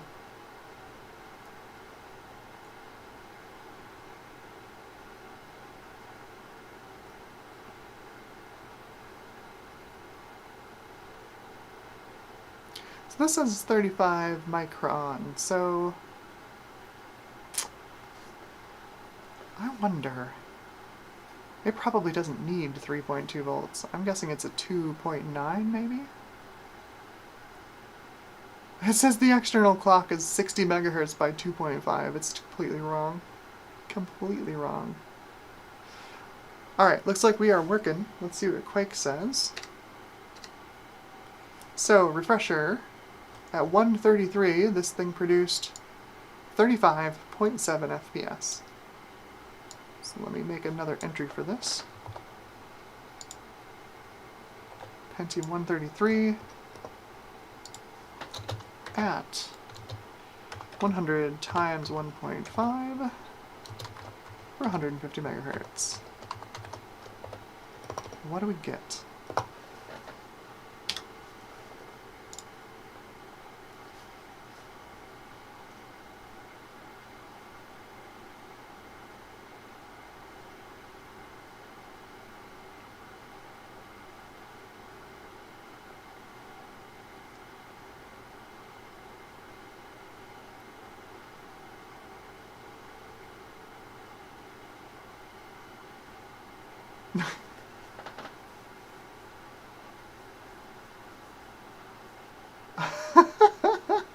Oh geez, that sounds like a day. Oh, Francois. Hey, look at that. 39.7 FPS. Just a 17 megahertz bump over the over stock speed, and we've completely laid waste to the fastest Cyrix we've tested so far. Absolutely hilarious. So, PC Player. I'm not expecting PC Player to do much. It's probably going to be a bit of a nothing sandwich, because the integer unit in this is not the greatest. It is just a Pentium. So, PC Player.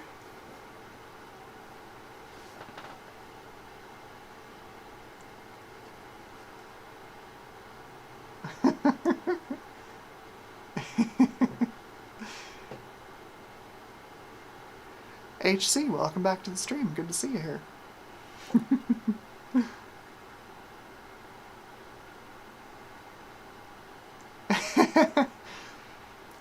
Nathan from Pixel Pipe says, I just realized that's a 3D printed fan shroud. It's quite a 3D printed fan shroud. This is a desk fan that I use to keep myself cool. And it is extremely 3D printed. At the moment, it's just keeping this PC from self-destructing. 41.9 FPS in PC Player.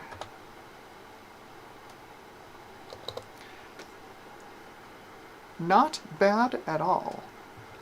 So the classic Pentium doesn't really care about the frontside bus speed. I do remember though when I did my Socket 7 drag race, I took my Pentium MMX and runs stock at 66 times 3.5, so 233 megahertz. Ran it on the board, I think at 2.5, 200 by 2.5 for 250 megahertz, or I did it at 200, I don't remember. But it really liked 100 megahertz frontside bus. And my guess is that's probably because I was testing everything in Quake 3. Now this should run that. I wish I'd tested Quake 3 on this before, because we'd have a comparison point. But this should be stable enough to boot Windows, I would think. The heatsink is warm, but not that warm. It's certainly not 6x86 MX warm.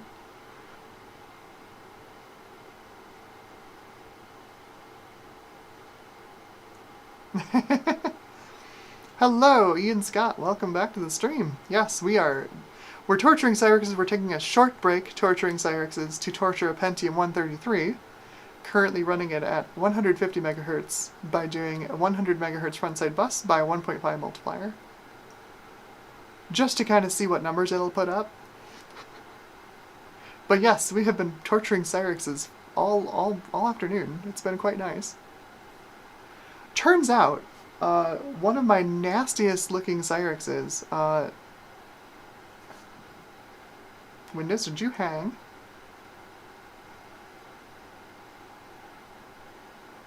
It will not boot Windows. Windows hangs. Okay. Maybe these do need 3.5 volts.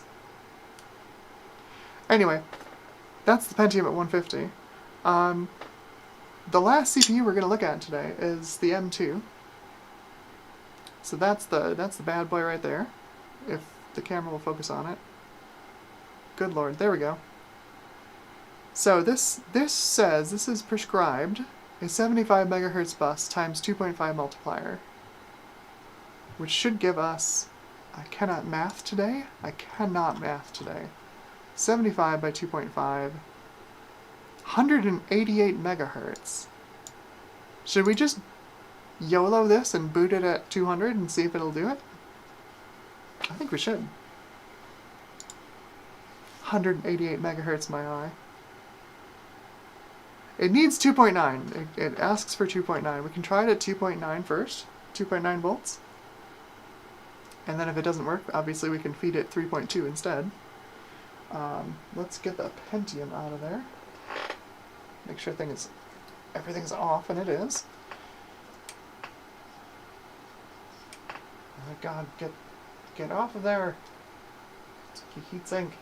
There we go. So, just leaving myself a lot of cleanup work to do later. I can't believe... Is this the one? Yeah, my IBM. I can't believe this thing was such a good overclocker.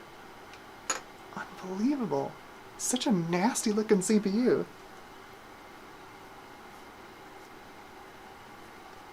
Up. Have a wonderful night, Clarjon. I will see you at the thing you're going to once we are done here. Have a good one. Alright, so M2. We're going to YOLO this. 100 megahertz times 2. Stock voltage first. Now there it is. I'm like, where the heck's the key pin? And they decided to put, in their infinite wisdom, they decided to put a little pad where the key pin is. If I can hold this up to my camera correctly. It's in the upper left corner there. That's the key pin. They put a little gold pad there, so I'm like, where the heck is the key pin? Oh, crying out loud. Oh, Cyrix. Oh yeah, for the late joiners, all of these previous CPUs, including the Pentium, these are all, this is how CPU packaging was done in these ceramic packages for a long time, where the chip itself is actually embedded in the backside of the ceramic package. So like if you popped this cover off of here, you'd see the die and all of its gold bond wires connecting it to the pins in the package. This is not that way. This is a flip chip. A flip chip is how today's CPUs are. Well, I mean, mostly. Today's CPUs are flip chips. They're flip chips onto PCBs, essentially. They're organic flip chip. This is ceramic flip chip, and if you see here, if I can get this to focus on it, it's not going to focus on it. It's just not. There's the die, and the heat spreader is just kind of glued on. But yeah, you can see there's no panel on the backside. It's an interesting little chip. It's very strange. Socket 7 chip. You literally don't see flip chip designs on Socket 7, except for, generally speaking, the K6. The K6 and K6-2 are also flip chips, but they have such a massive heat spreader, nobody ever thinks that they're flip chips. But like, here,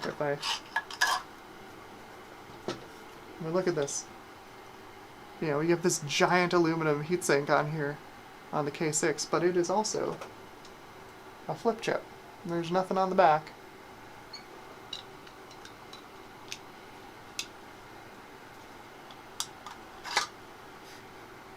Anyway, let's do this. We've got voltage set, multiplier set, frontside bus set. I'm going to add a little heatsink goop to the CPU. I'll just keep what's on the heatsink already there, because I'm lazy.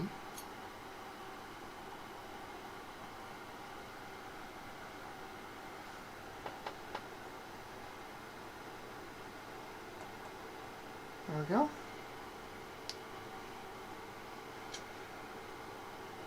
I ordered a bulk lot of this Arctic MX4 thermal paste. I'm so glad I did.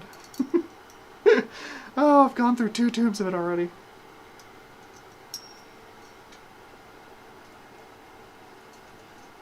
Alright, get that nice and spread around there. You don't want a ton of CPU thermal paste. Like, thermal paste isn't super thermally conductive. Of course, you're like, what? Well, why use it then? It's more thermally conductive than air. That's why you use it. It's to fill voids.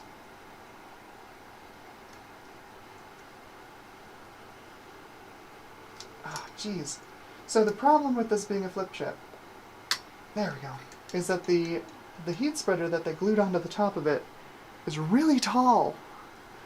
Most Socket 7 heatsinks don't fit very well on it. Alright, 2.9 volts, 2x multiplier, 100 megahertz frontside bus. YOLO, will it boot at stock voltage? Overclocked to 200. I'm gonna guess no. I'm wrong. Well, we're at least posting. Let's skip the memory test, because I'm guessing we have limited time at 200 megahertz. Ian Scott says a delidded K6 looks just like a baby Athlon. It totally does. It totally does. Especially the Thunderbirds, which were also ceramic flip chips, but they had no heat spreader on them. Yeah, they look pretty cool. DOS? Good. Okay. Let's see if this will run Speedsys, because the MX wouldn't.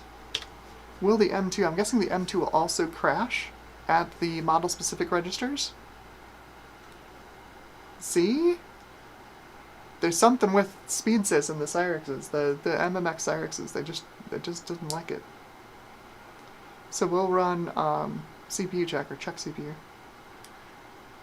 If this is stable at stock voltage,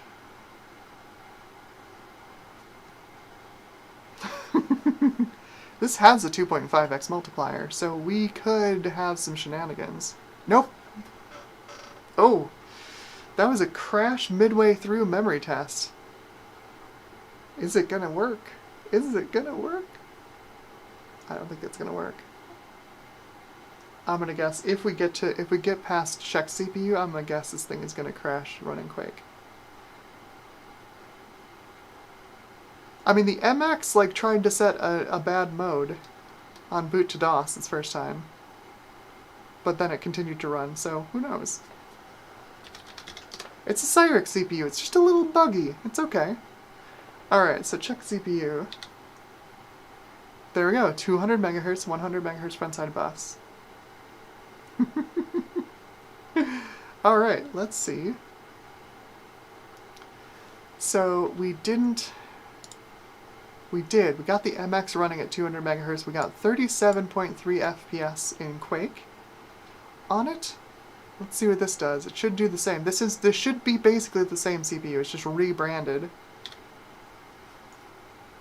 Cyrix had some problems back in the 90s, near the end. Rebranding all their CPUs was one of their problems.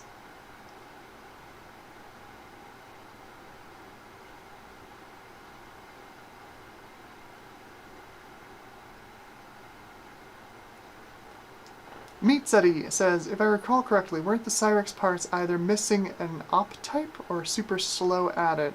Yes, in some situations, they would identify themselves as 486 CPUs. Yes, they were missing an opcode. I don't remember which opcode it is. It might be the real-time timestamp counter. I think that it might not have TSC support, like fine-grained TSC support. So yeah, identical. The 6x86MX gave us 37.3.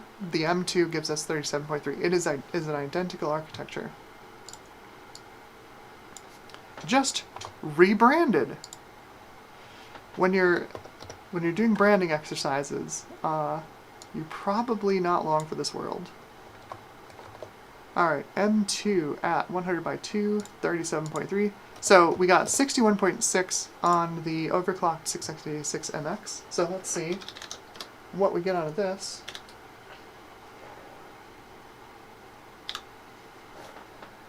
Just as a reminder, we're still at stock voltage.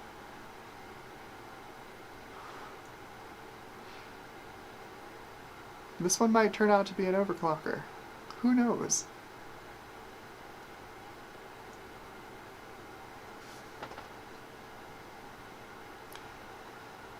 I doubt we're going to get a ton of speed out of it, though. 61.6? Look at that. It's almost like it's the exact same CPU architecture. Running at the exact same speed. How weird. Huh.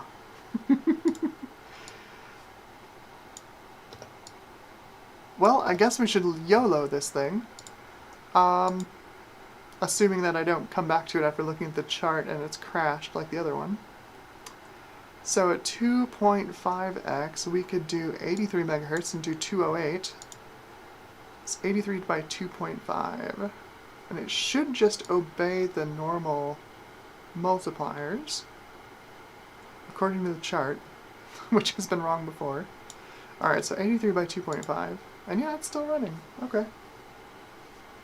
I don't think we'll be able to do this at stock voltage, though, but it's okay. We've got a little bit more voltage headroom. As far as heat, it is very hot. It is already getting very hot, and this is stock voltage. Yikes!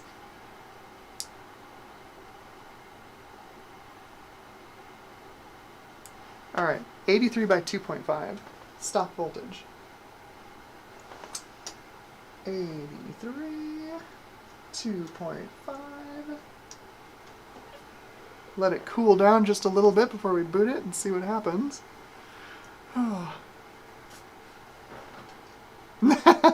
Pixel Pipe says, next to dry ice. Ian Scott says, poor Cyrix, I love them. They're kind of fun to beat on, honestly. I'm really, really surprised by my 6x86L. I kind of bought it on a lark, because it's the CPU that I had in my parents' PC. Like, my parents had it in their, you know, the home PC, back when I was in, like, high school, was a 6x86L from IBM. And that thing just, man, that thing just overclocked like nothing. 133 megahertz, it went all the way up to 200.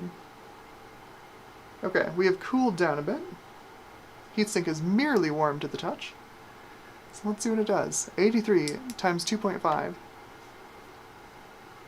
208 megahertz.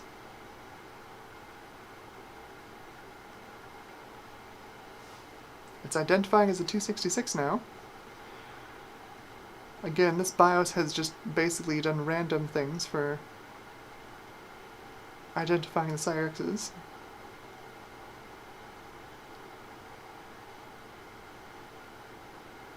Alright, post is complete. Boot, good. And we are at a prompt. Run DOS bench and check CPU. 208.7 megahertz. See if she runs quick. My guess is it'll be slower than the 200 megahertz run because our bus speed is so much lower. Because bus speed on this also affects the RAM speed, because it's SD RAM. So the SD RAM runs at bus speed. So instead of running at 100 megahertz, it's now running 83. And then of course everything else is dependent on that, although running 2D stuff in DOS isn't super, you know, once you're up into PCI graphics cards, there's not a lot of differentiation between GPUs. Oh no, I was wrong. I was completely wrong. We have gained a half an FPS. We are at 37.7 over 37.3. That is at 70, nope, that's at 83. Times 2.5. Amazing. 208 megahertz. We'll say 209. I'll round it to 209. Nice. So we did not lose performance due to the bus speed, which is kind of cool. And we're still at stock voltage. although it is very warm. I'm going to move this fan over so it gets even more airflow, because my god, I can get it to stay here without falling over. There we go. It's quite warm. Alright, so PC player. We did 61.6 last time.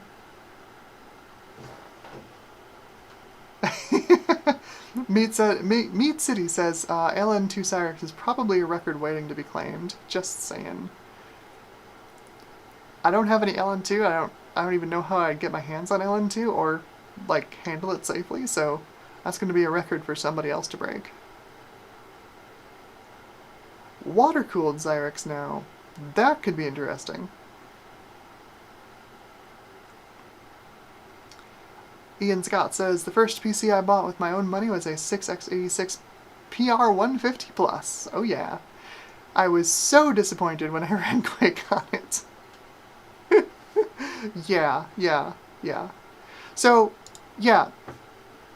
Losing that performance on the frontside bus, we have only gained 0.2 FPS in PC player, so we're up to 61.8 instead of 61.6. That is the unfortunate truth behind overclocking using frontside bus and multiplier, is that sometimes it doesn't go any faster, unfortunately. What is the next speed we can do? We're still, what boggles my mind is we're still at stock voltage. Like this one might be an overclocker. So we're at 208. Let's see. 225. We could do 75 megahertz by 3.0. That would be 225. Which is probably asking a lot. But we do have a little more voltage we can give it. It's still running PC player. We'll come back to it from looking at the chart. So let's try 75 by 3, 225. I don't think it'll boot on stock voltage. I'm not sure it'll even boot if I boost it up to 3.2, but let's try it.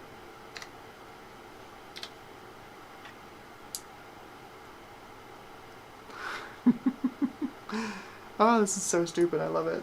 Alright, so 75 times 3. Heatsink is not as warm as it was, so yeah, the extra air over it from the fan is definitely helping. We'll let it cool off a little bit here.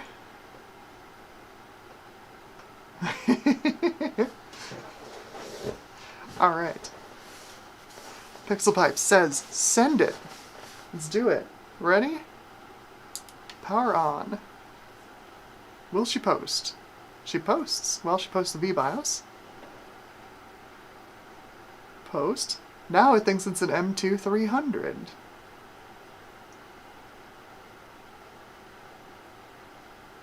Completes the RAM check. Okay. This is still at stock voltage. Just to remind you, this is still at stock voltage. The voltage that the 6x86 MX wouldn't boot at. It would not boot at its stock voltage, at stock speed.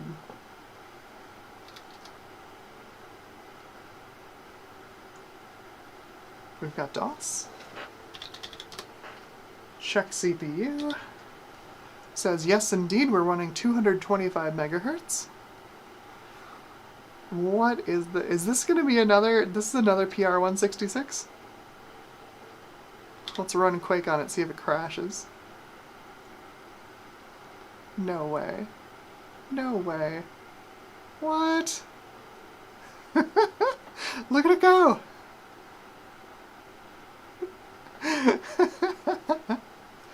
How's that heatsink doing? Warm. Not alarmingly so. Again, a lot more airflow over it, so I think that's helping. Oh, this is great.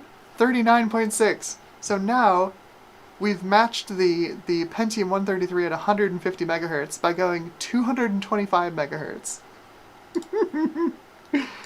39.6. Let's do PC Player real quick and see what that does.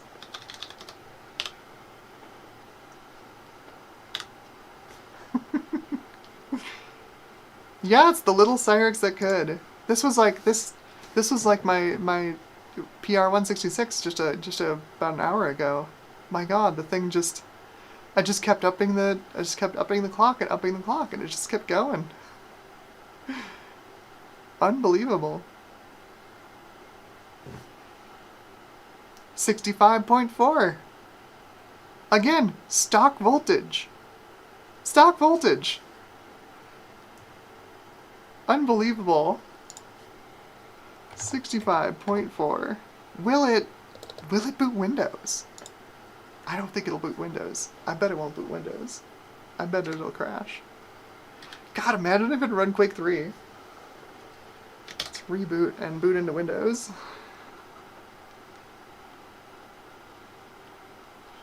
Unbelievable. Unbelievable.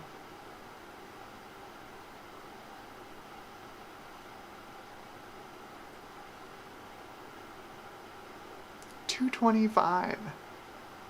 Stock voltage.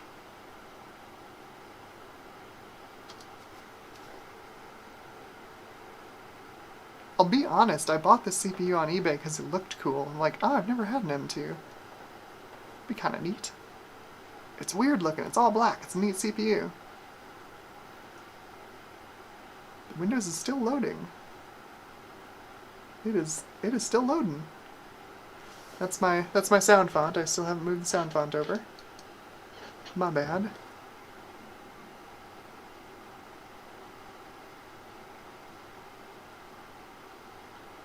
You're kidding me.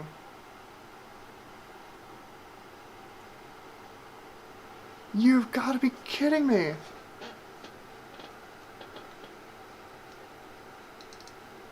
It's doing it. What? What? Where's my games? Games, Windows, Quake 3. We were running the demo on the other machines, so let's do it on here. No way! No way! It runs! This is so dumb, I love it. What did we set for settings? 800 by 600. Yeah, no, that's the same settings we had before. What? Alright. Time demo 1.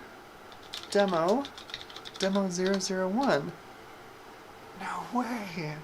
No way. There's a little firestorm here.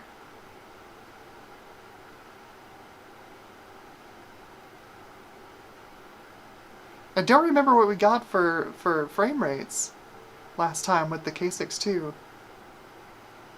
It's still loading. We got activity light on the SD to IDE. We are still loading. Has not crashed yet. Stock voltage! Stock voltage!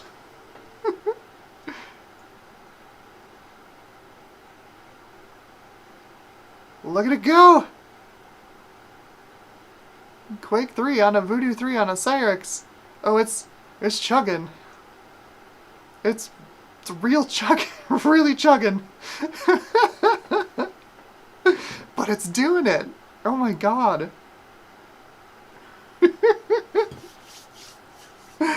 Unbelievable. What? No way.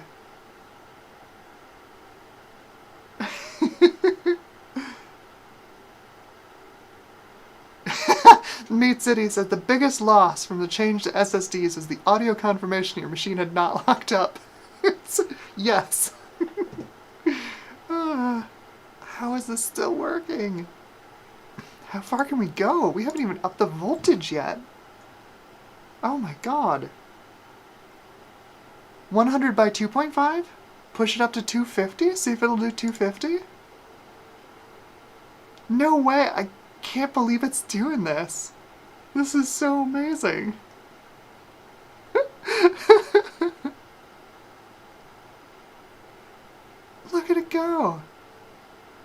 mean, the frame rate's awful, but like, it's running Quake 3, overclocked to 225. What did we get? What was our score? 15 FPS. I'll put that in the chart. Quake 3, 15 FPS.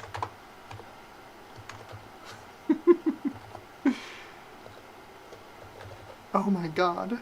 Oh my god. Let's try it. Let's try a 250. 80, so that'll be 100 by 2.5. I suppose we could do 95 by 2.5 first. See what that gives us, see if it'll boot that. This is still at stock voltage. It's still at stock voltage. Blows my mind. This blows my mind. I love this. What a little beast. So what would that give us? 95 by 2.5 would be 240. Well, 238.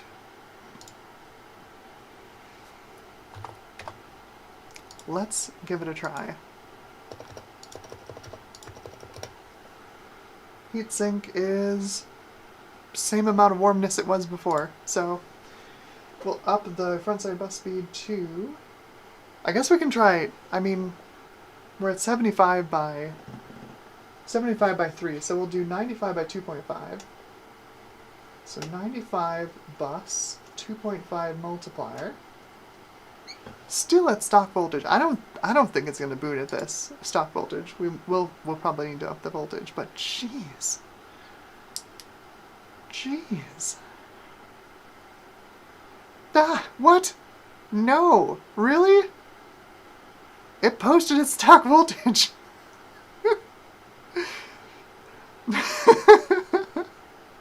Rise9 says, OC's like a 300A. You are not kidding. This thing's just going. You want a YOLO CPU? This thing is just cruising. 240 megahertz. Stock voltage. No freaking way. Look at that. DOS bench. Check CPU. There we go, 237.6, 238 megahertz. What? This is so stupid, I love it. Alright, let's run some Quake and see if it crashes. This is an instance where I'm perfectly and completely happy to be proven wrong. I didn't think this would do this at all. All the Cyrixes I've ever had have acted exactly the same way that MX acted, where it would even barely even do its stock speed at stock voltage. Look at this thing go, 42 FPS. Heck yeah, 42 FPS. Let's see what it does in PC Player.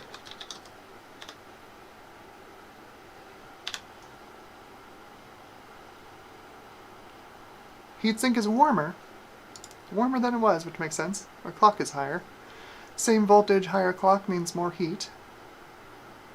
More clock pulses equals more heat. Gut Bomb says 2 gigahertz. I don't think it's gonna do it, but I'm impressed with 240. Oh, look at that, 69 nice FPS. Can I get a nice in the chat?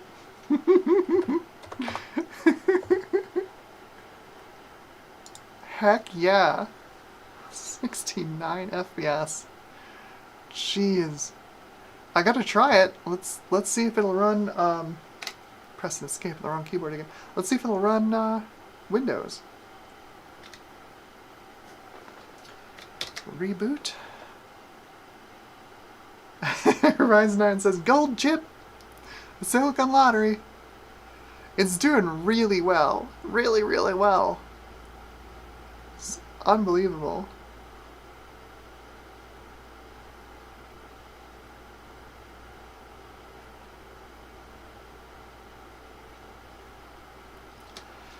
Let's boot Windows.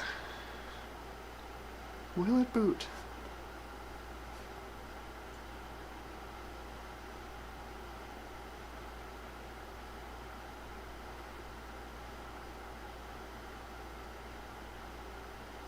There's no disk activity. The bar has stopped moving. I think it has met its match. But we have more tricks up our sleeve. We have more tricks up our sleeve because we can go to 100 by 2.5 with more voltage. Let's see what that does. I kind of don't want to fry this CPU, but like this is too intriguing. This is too intriguing not to. Like the 133 I didn't care about. Right, like who cares if I fry that one? See if I can get this jumper off of here. It's super tiny. Okay, so still 225 on stock voltage. Unbelievable. I can scooch this over just a little bit more. Lots of airflow through that heatsink. There we go. Okay, so 100 FSB times 2.5, 250 megahertz. Voltage boost to 3.2 volts.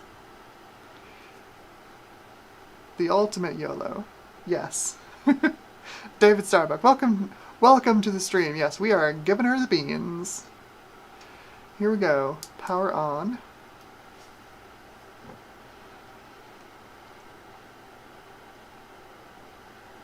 Post says it's an M2366 now. Skip the memory test. I'm gonna go straight to Windows, honestly. I just want to see what this thing does. If we can get it to run Quake 3, because that'd be hilarious. If it'll do that, we'll go back into DOS and get some numbers for the benchmark chart. Even if it doesn't boot Windows, we'll go back into DOS, do some benchmarking there. Get some numbers for the benchmark chart.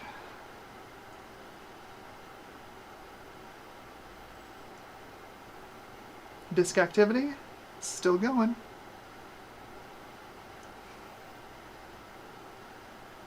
Just needs a little help. Hey, there we go.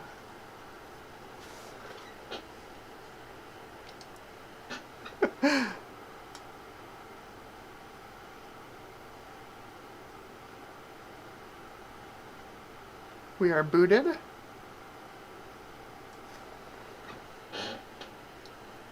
Nothing has crashed. Run Quake 3.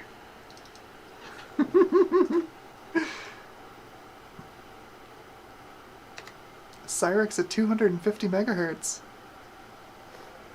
I'd say I've never seen a Cyrix do this kind of speed, but I have a 5x, or not a 5x86, I have a Media GXM that'll do 300. So, but it's not quite this fast at 300 megahertz. It's a little bit more like a 300 megahertz 486. Demo 001.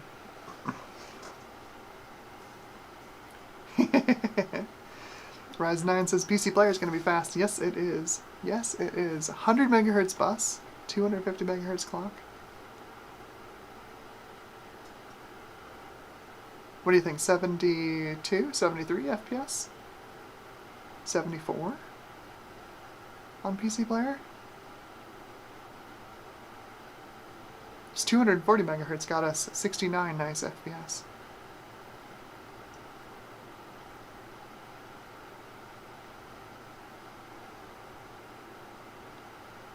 She's doing it! She's running quick! 250 megahertz. Look at that Cyrix power.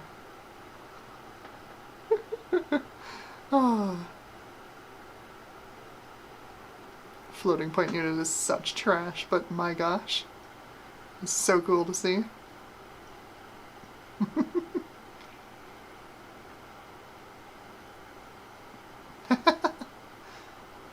David Starbucks says you should set up MSN Internet. Yeah, definitely. I'll dig through the online services folder and see if I can get some CompuServe on here.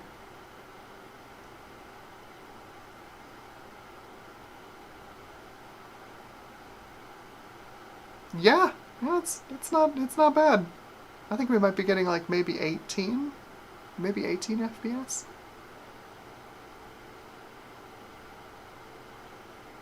The nice part about boosting the front side bus is, again, like, it boosts everything else. So we've got our... Again, I don't know what this board does when you have non 66 or 100 megahertz frontside buses as far as the AGP clock. Some of them, like, for safety, drop the AGP clock way down. So, like, just going from 95 to 100 megahertz can be a huge boost in graphics card performance, because you go, from like a 45 megahertz or a 45 megahertz AGP clock to a 66 megahertz AGP clock.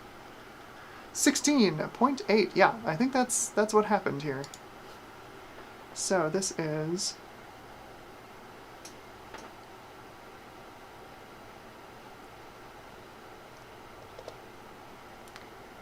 I need to make another entry here. Because I didn't. I'm a dumb. 100 by 2.5, that's 250 megahertz. And we are going to run Quake 1 and PC Player on here. Quake 3 gave us 16.8, which is phenomenal. Phenomenal. For a Cyrix. Alright, so let's get the right mouse. Reboot. We'll boot in the DOS. Run some PC Player on it.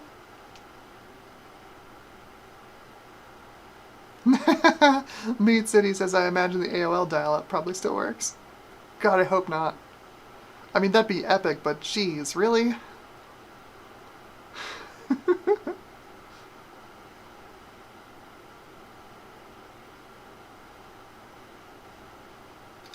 Alright, DOS, and... do I dare touch the heatsink? She is concerningly warm. Oops, if I can spell this right. Bench. There we go. I just have a little batch file that runs DOS bench. So, check CPU says 250.5 megahertz. Unbelievable. Oh, unbelievable. Okay, Quake. Quake does what? Quake runs, it doesn't crash. I'd be surprised if Quake crashed at this point. We got Windows running, we got Quake 3 running. Quake crashing would actually surprise me. It would probably mean we overheated, honestly, like if Quake crashed.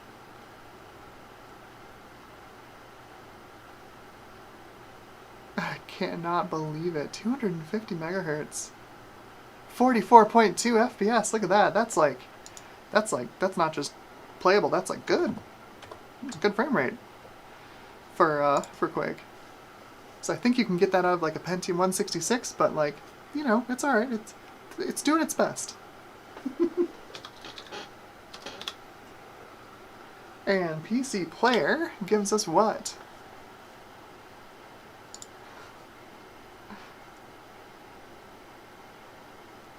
David Starbucks says, crank it up to 350 megahertz and 4 volts, I dare ya. We're at the max. Board won't go any higher than 3.2 volts. Although, like, why not? Let's see how far she'll go. 250 is maybe not the end for this board. I mean, it booted Windows. It ran Quake 3. It didn't crash. 72.8 FPS in PC Player. I'm curious to see where this will go. Cannot believe this thing's at 250 megahertz. Alright, so we're at 100 by 2.5. Let's see if we do... I wish I had some higher multipliers on this board, but like, I knew that going into this, that this board wouldn't be able to go above 100 megahertz. We can try. I'd be really surprised if it did this, but we can try. No, it's not going to do that. 95 by 3 would be 285. It'll never boot at that. Is it going to have a 3.5x multiplier?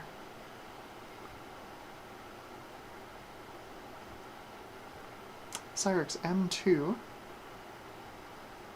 It might. Apparently it's a crapshoot whether it's a 3.5 or a 1.5x multiplier. So I guess we can try it. So if we have a 3.5, we can do 263. 75 by 3.5 will give us 263. It hasn't crashed yet, so let's give it a shot. 263.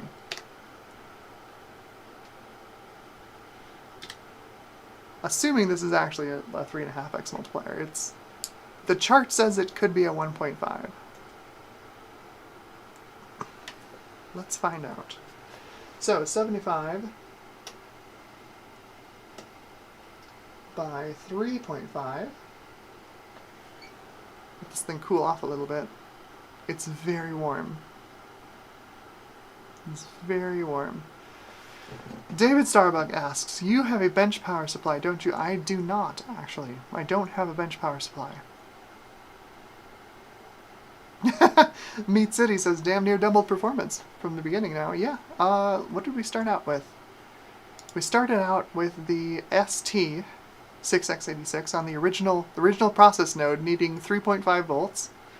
And we got the 23 FPS in Quake, and we got 39 FPS in PC Player. Now we are up to 72 FPS in PC Player. Just about double. We're doing well. Alright, so that has cooled off. This heatsink is surprisingly effective. Dissipating this heat. So we're going to try 75 by 3.5, 3.2 volts. For 263 megahertz. No way! What is this chip? What is this chip? What?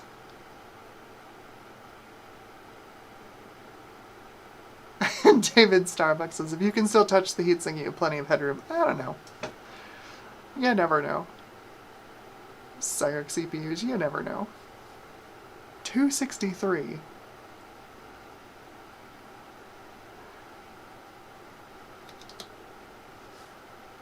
So we'll run DOS bench and check CPU. There we go. We are 263 megahertz. This is wild. This is ridiculous. Oh my god. Alright, so let's run Quake on it. 263. Yeah, that's almost looking smooth. On a Cyrix.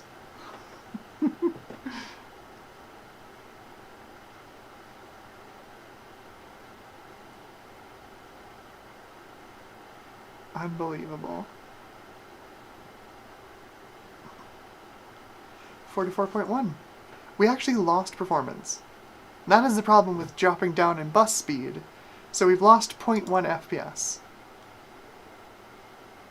So let me put that in here. This is 75 by 3.5 for 263 megahertz. We've got 44.1 on Quake.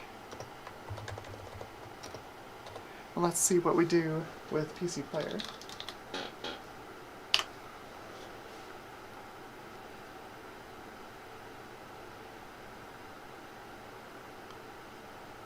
That is totally possible. Meat City says, what's the date on it? Maybe it was a higher tier chip they relabeled later in life. It's possible.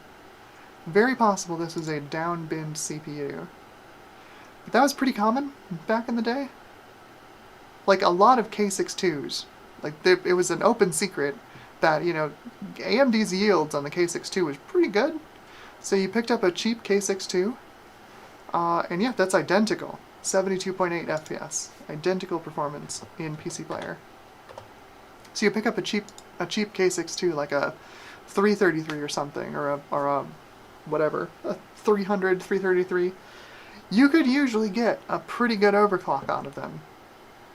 They were kind of legendary for that because, you know, AMD's yields were pretty good at the time, and the CPUs binned well. without AMD really trying. Also the same, that was the same for a lot of Intel CPUs back then. You know, you could take, especially like the copper mines, like the copper mine Celerons, you could frequently just take, you just look at your CPU, and then look at the voltage setting for, you know, a higher speed CPU. Like, oh, this needs 1.8, this one needs, you know, 2.1 or whatever. Feed yours 2.1, and you could get the same speed as the other retail CPU. See if this makes any difference for Quake 3. I mean, I guess it's going to be negative. It will go slower in Quake 3 because of the bus speed. Because I don't know what speed the AGP is running at. It might be synchronous. We might be running 75 megahertz AGP.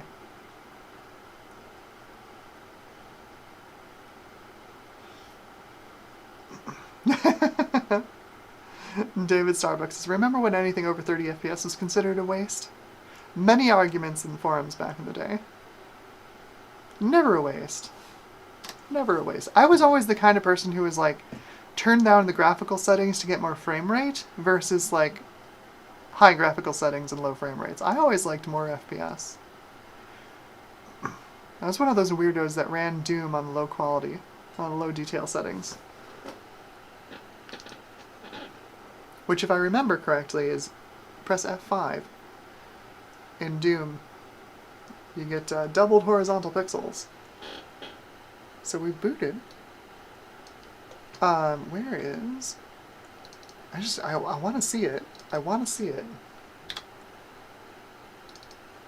Where is WCPU? Tell me. 263. 75 megahertz bus. Unbelievable. It's so dumb. I love this. I love this thing. It's so stupid. Give me some Quake 3.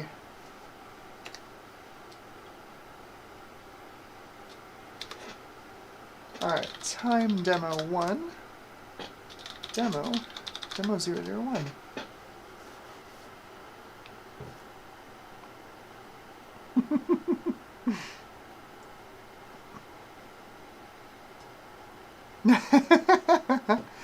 Ah, Dave, come on. Dave says, Amber, I'm very proud to be over 2 hours and still going. I must be rubbing off on you. We're having a good time. We're having a good time. We're overclocking the Cyrixes. Cooking them in the socket. I mean, what's more fun than that?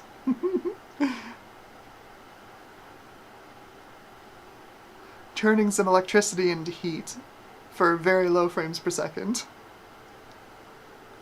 Look at it go. It's doing it. I don't know if it's actually faster.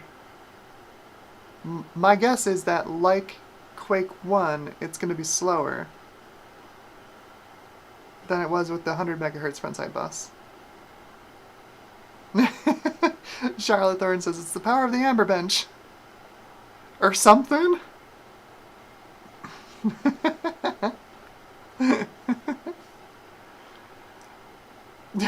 Pixel Pipe says, yeah, because you just can't quit while you're ahead. It's true. I mean,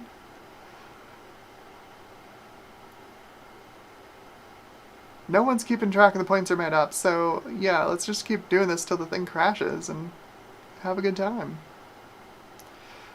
You know what I might do? Once this thing actually crashes, we finally find its upper limit. Maybe it's at 300 megahertz.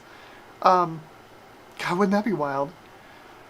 I'd say let's overclock the Pentium MMX that I have, my MMX 233. It's not quite as good an overclocker, but I think it does have a little headroom.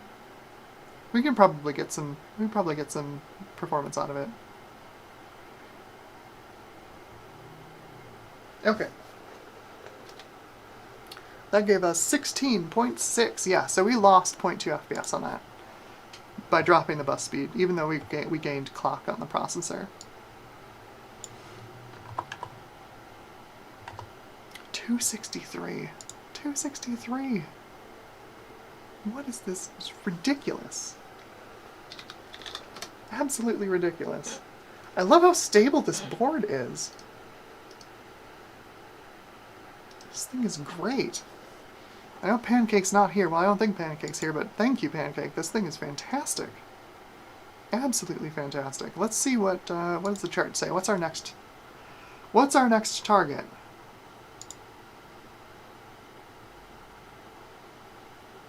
So from here, we can do 285 by doing 95 megahertz by 3. That would give us 285. Will it do 285? Can't even believe I'm saying that. Will this garbage tier processor do 285? This thing is just an overclocking champ. So 95 megahertz bus, 3x multiplier, 285. We're still at 3.2 volts. 285. Will it boot at 285? It was perfectly stable at 263, so maybe it will. I'm not even going to make a prediction at this point, because I have been wrong every single time. Alright, power on. VBIOS. Post. Now it says it's an M2 433. Were these really Cyrix's marketing numbers? They think this could be like a Celeron 433? I don't think so. I don't think that was gonna fly, Cyrix.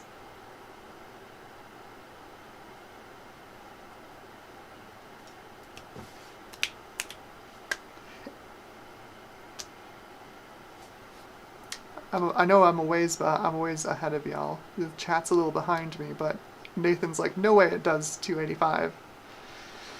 Like I said, it was stable, rock solid at 263. Well, like, rock solid enough to run Windows, right? Like, that's my litmus test. If it can run Windows, you're probably fine.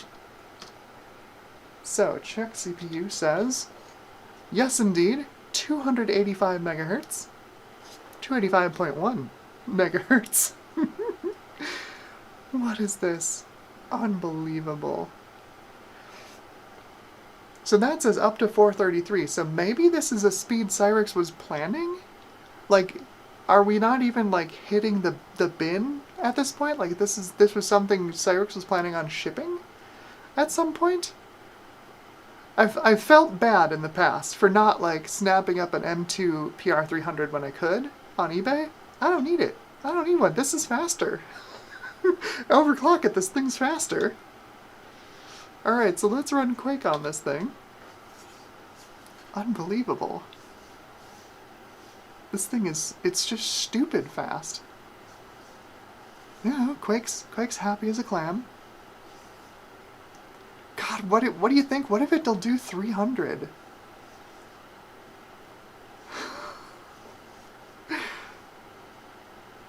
That deserves a video, I think.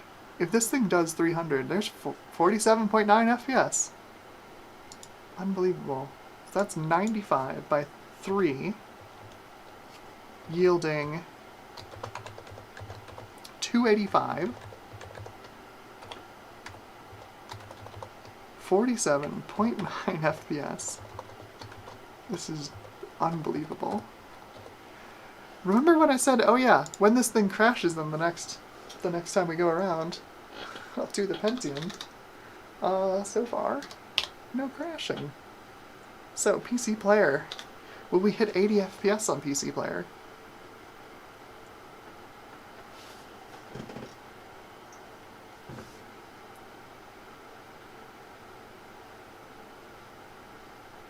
The heatsink is currently very warm. Not concerningly warm, just very warm.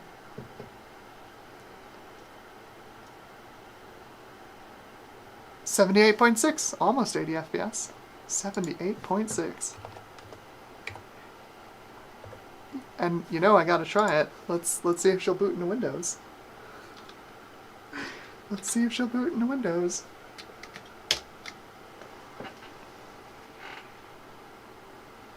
Unbelievable. What is the CPU? The CPU is a monster. An absolute monster.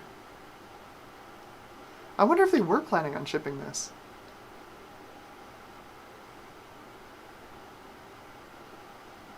Yeah, just drop this in your socket 7 board at 95 by 3 and 3.2 volts. It'll be fine. Don't worry about it. Make sure you have a nice heatsink. It's booting. We have booted Windows.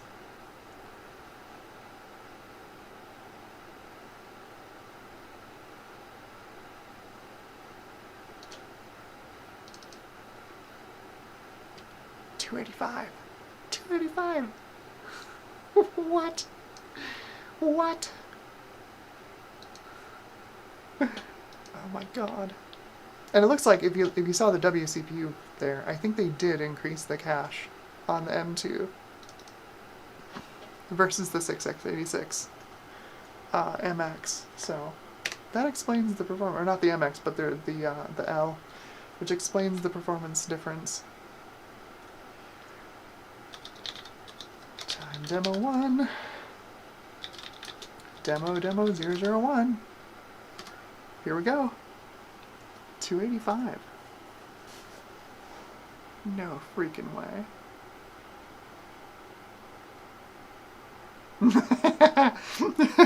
CRTified says the sweet spot is when the megahertz and the degrees Fahrenheit cross over. It's like a horsepower chart, where the horsepower and torque crosses.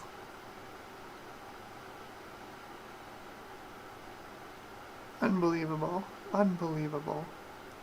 Will we hit 20 FPS? This is just insane.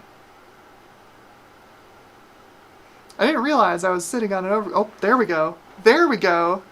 We got a crash in Quake 3. So she's not totally stable. But I betcha she'll do 300 in DOS. I don't think she'll do it in Windows, but I bet you she'll do 300 in DOS. Let's find out. I gotta know. I gotta know. Will it do 300 in DOS?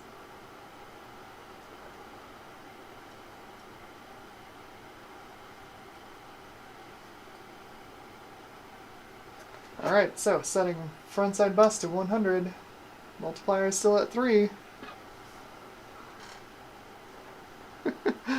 Oh. See if she'll do 300 in DOS. It really doesn't take long for this heatsink to cool off. This is not bad. Ryzen 9 says, no, this is the fastest 6x86 in the West. It's really surprising me. So there's VBIOS. And there's post.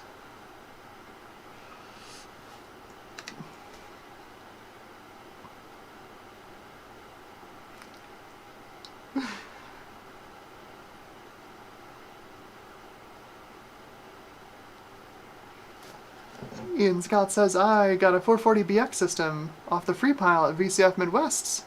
I'm also wanting to OC a 300A. Yeah, that's good times, honestly. Overclocking a Celeron 300A is a fun endeavor. Alright, so we're in DOS, 300 megahertz. Check CPU, he says, yes indeed. We're at 300.6 megahertz. So let's run some Quake on this.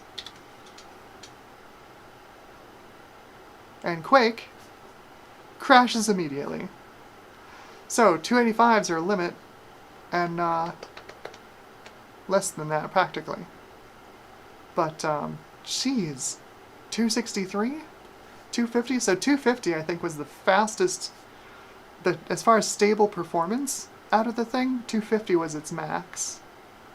Because 263 was mostly slower, even though it was higher clocked. But yeah. So Quake 3 was a crash, and then at 300, we got a crash in Quake, unfortunately. That's fantastic.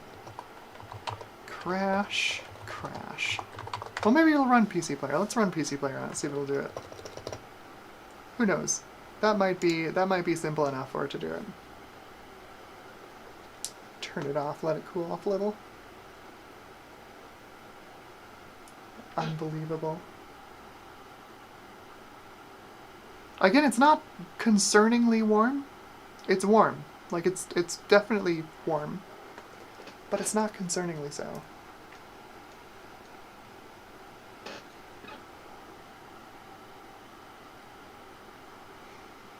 So one more shot. I'm going to try and run PC Player on this to see what we get for a number. Let this cool off just a little bit. There we go. And we'll see what we get. If it'll even run it. Skip that, we've got limited time.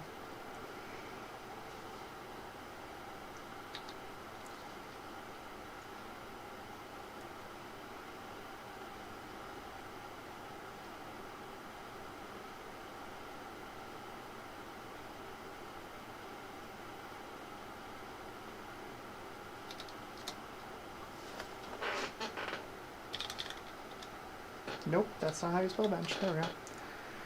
PC Player. Will you run? No, you won't. PC Player also crashes, unfortunately. Alright. So next CPU to overclock. Starbuck Tech said, also, hello, welcome to the stream.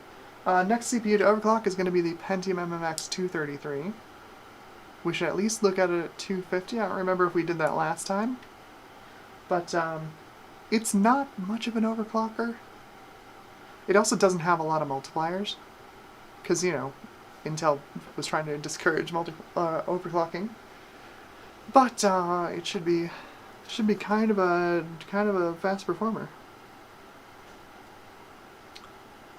My other CPUs, I mean, we didn't look at. You know what we didn't look at last time? Let me switch over to the big shot of the desk. So you know what we didn't look at last time was this. The WinChip. Oh, 3.52 volts though. It's not going to have a lot of overclocking headroom. We can at least run it, and y'all can see what it can do. So let's run that and see what it does. These, I think, have fractional multipliers. Like fractional multipliers. I think these have 2.66 and 2.33 multipliers. I think? No, that's the 2A. This is not a 2A. So this just has normal multipliers. 2, 2.5, 3. But let's run this really quickly so you can get an idea of what the WinChip can do. It's not, like, impressive, other than the fact that it's, it's a super budget CPU and it's very low power. One of its claims to fame was that it used very little power and generated very little heat in the socket.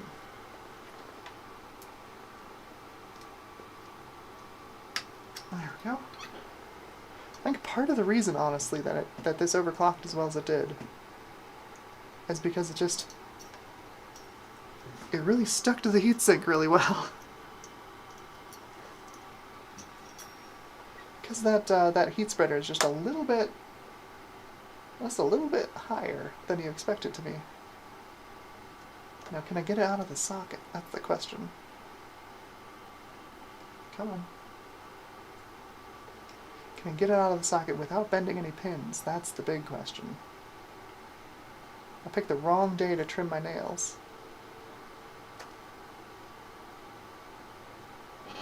There we go.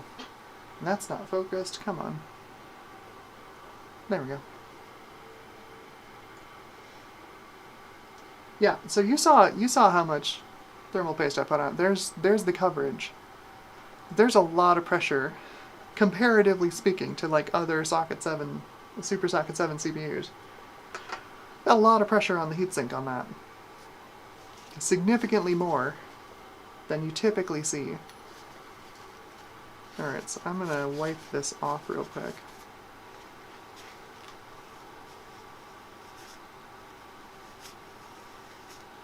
Not that the WinChip particularly needs a super clean heatsink, because it doesn't produce a lot of heat. It doesn't use a lot of power. I do want to give it its best shot though, since I can't feed it the voltage it's expecting. I'm pretty sure it's only going to use the 3.3 volts on the I/O side of the socket. So, we'll see.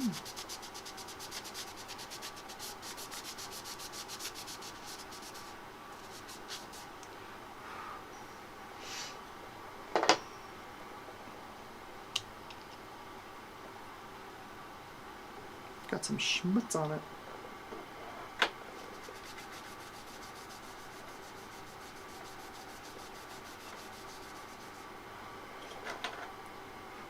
There we go. Nice and clean. Okay. Key pin well marked. Yeah, so if you want to see just how different this chip is. So this is not 3.52 volts. You know, this is not on like an advanced process or anything. I think this is on 65 nanometer? 615 microns. So let's see, we've got, that's flip chip, you can't tell. Here we go. So the MX, the 6x86MX, you can see the size of the CPU here, right? The die is under that cover. So the die isn't that big, but it's a big die, right? You've got the bond wires in there as well, but it is a big die. That's a huge CPU cover. Like this abnormally large for this socket. If we look at the WinChip, right? So here's the WinChip. We flip it over. There's the size of the WinChip. It is very small. And this is a Centaur CPU. So this is, you know, this is the CPU that VIA ended up selling for years and years and years. This is before VIA bought IDT. So I can get this to focus in on here again. You can see IDT WinChip.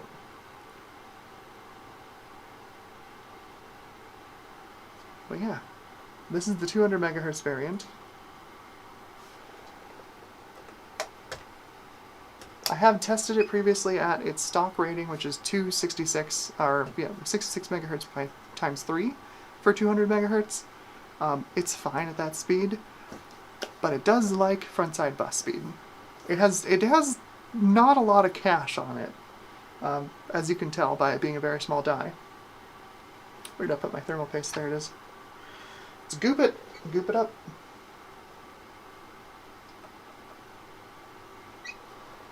There's our goop.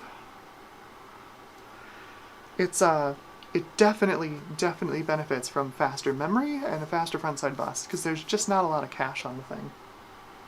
Heatsink.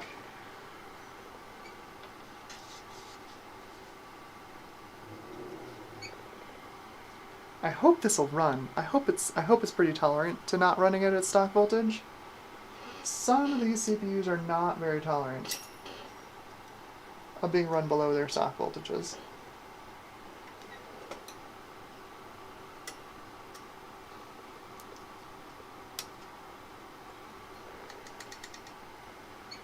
Okay, so move the fan over. Got a nice little draft coming out of there. Voltage. Voltage is at 3.2. Frontside bus is at 100. Multiplier is at 2x. Let's fire her up. Make sure I flip back to the screen first so y'all can see it.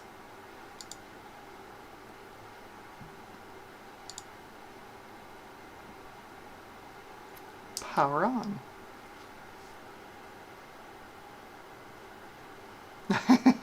Meat said, he says, I don't miss those janky clips. Yeah. They're not fun. There we go. So, WinChip 2 3D at 200 megahertz. And yes, I do believe this has MMX support. Hence the 3D designation. No. WinChip has AMD 3D now. I forgot about that. We've got 3D now on a non-AMD chip. That's right. That's silly. That's extra silly. So this one will run SpeedSys, so I don't even know what I got on my desk there. Boot into DOS, run DOS bench, start up SpeedSys.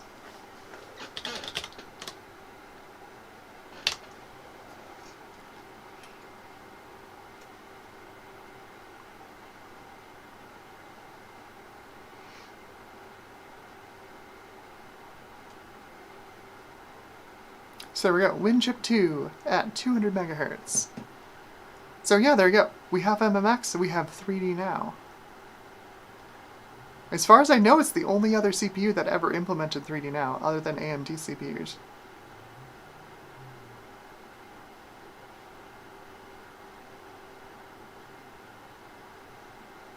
It is still testing the memory. It has not crashed. It's taking a very long time to test the memory. A very long time.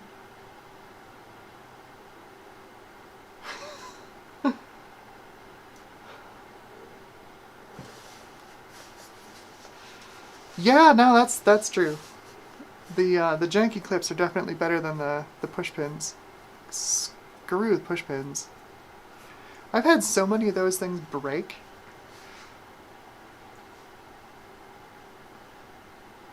There we go. You look at that graph and you're like, oh, look at that, that's so fast.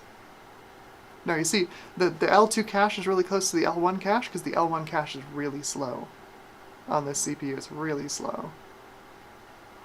And actually, that's not bad. That's got 32K of data cache.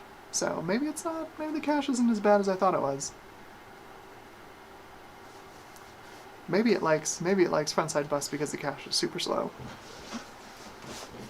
Alright, let's run quick on this, see what it does. Got any bets? So the Pentium 133 ran Quake at 35.7 FPS, and the 6X86L at 200 megahertz, 100 megahertz times 2, gave us 34.8 FPS. So what will the 200 megahertz WinChip do?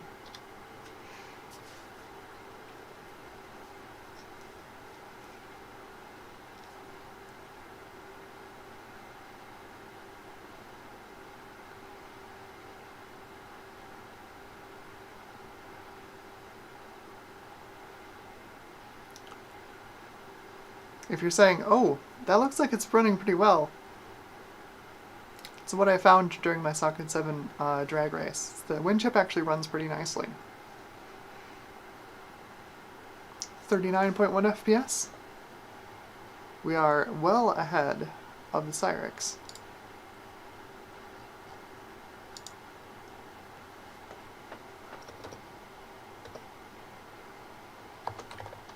WinChip 2, 100 by 2, 200 megahertz.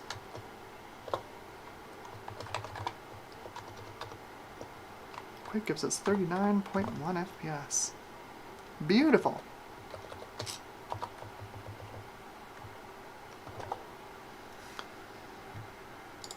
PC player. I don't think the integer unit in this is anything to write home about. But, let's find out.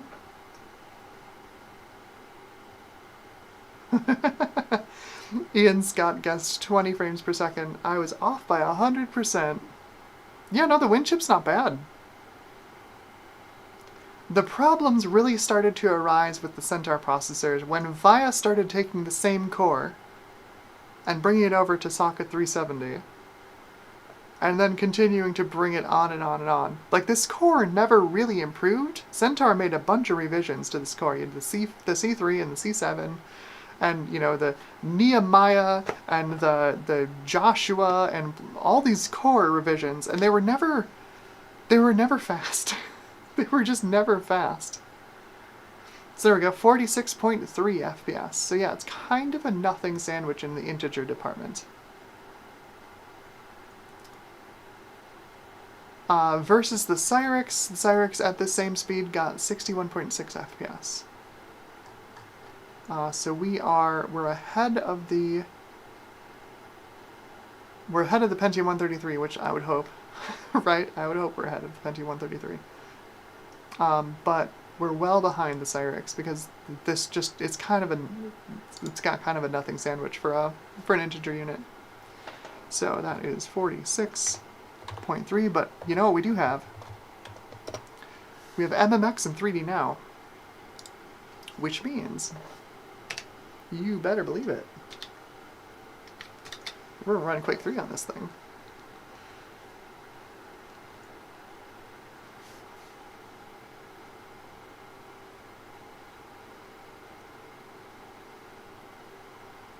I love this board. This board is fantastic. It is so stable. I cannot believe we got that Cyrix up to 285.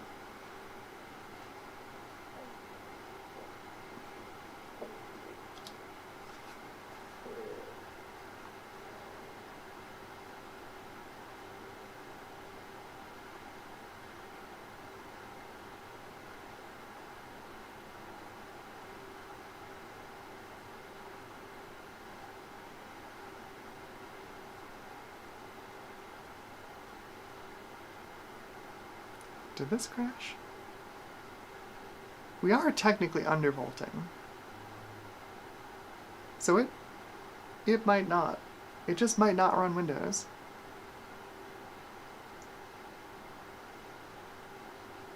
Ah, shoot, it just won't run it. This board just doesn't have the oomph. Give it the voltage it needs.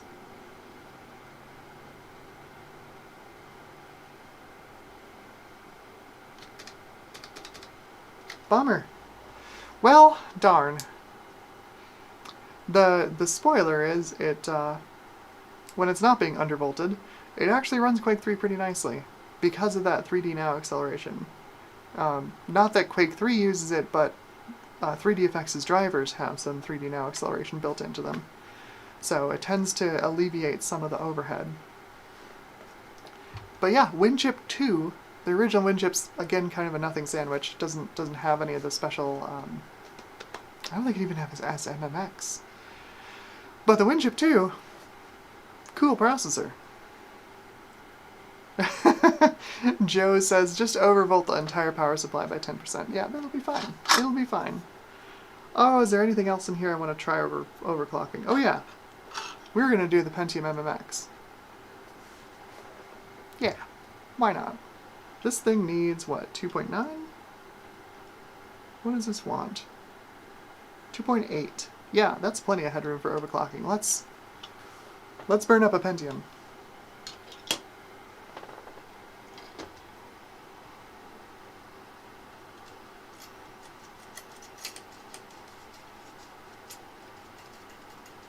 Come on. There we go. Oh, the clip.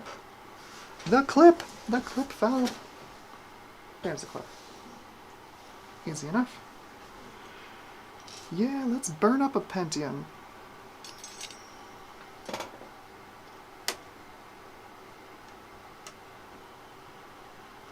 I'm just leaving myself so much cleanup work later.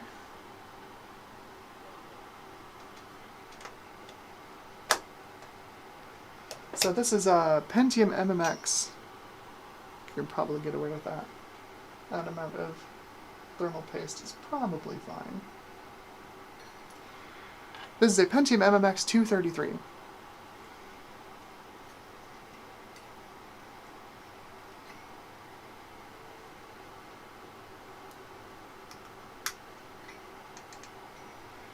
In my past attempts to overclock it, it's been not amazing. However, the other board I've had that I've run this on, you know, is not as strong a clocker, not as strong as of an overclocker as this this board is this Epoch board. So I think we're going to go straight to 2.9 volts and 250 megahertz. We'll just jump right in. 100 megahertz frontside bus, 2.5x multiplier, and 2.9 volts.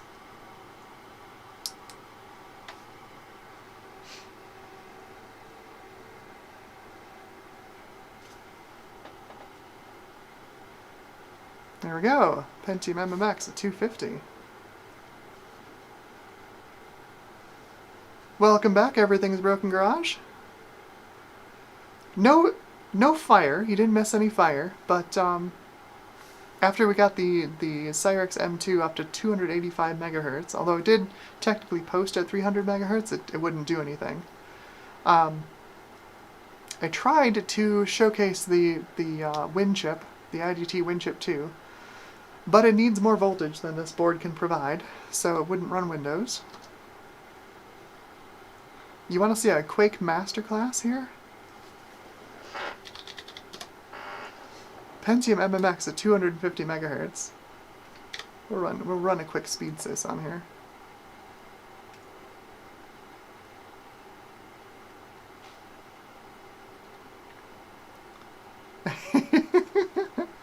Thank you, Joe. I appreciate it. Glad you're enjoying it. I didn't realize anyone would actually care, like, just me going through my weird CPU collection, trying to overclock it. This has been great. I've had a blast. There you go.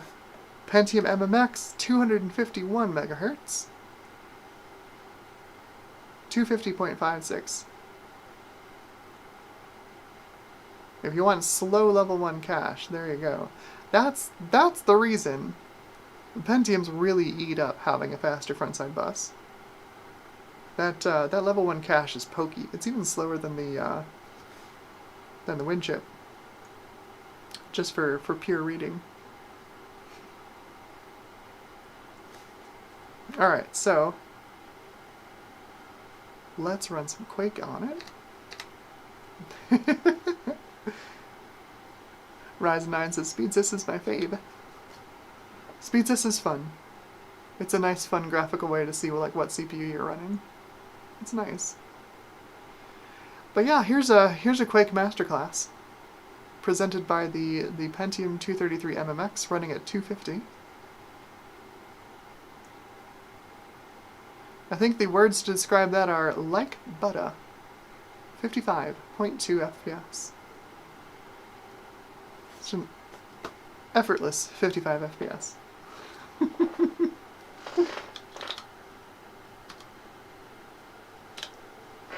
Now, will it match any of the Cyrixes in PC Player? That's the question.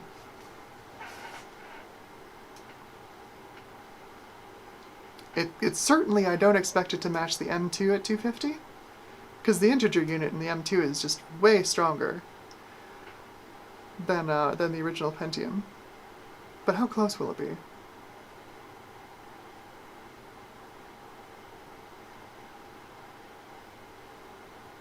.9 FPS. So yeah, that was... We got 72.8 out of the Cyrix at 100 megahertz by 2.5, 250 megahertz.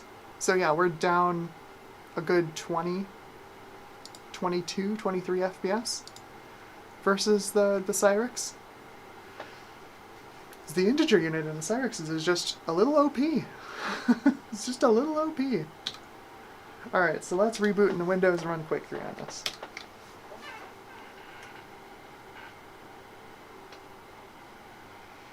Oh yeah, Ryzen 9 says 55, that's a high for the stream. I was not surprised. I don't think even the K6 2 Plus at 600? I'd have to run it again. I don't know if that would even match this Pentium. Just because Quake is so optimized for the Pentium. So let's boot into Windows.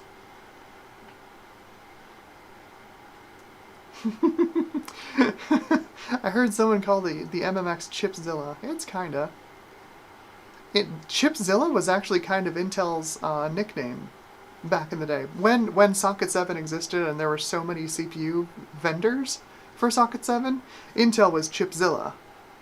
It was, you know, there's the 10-ton kaiju, you know, pushing everybody else out of the market.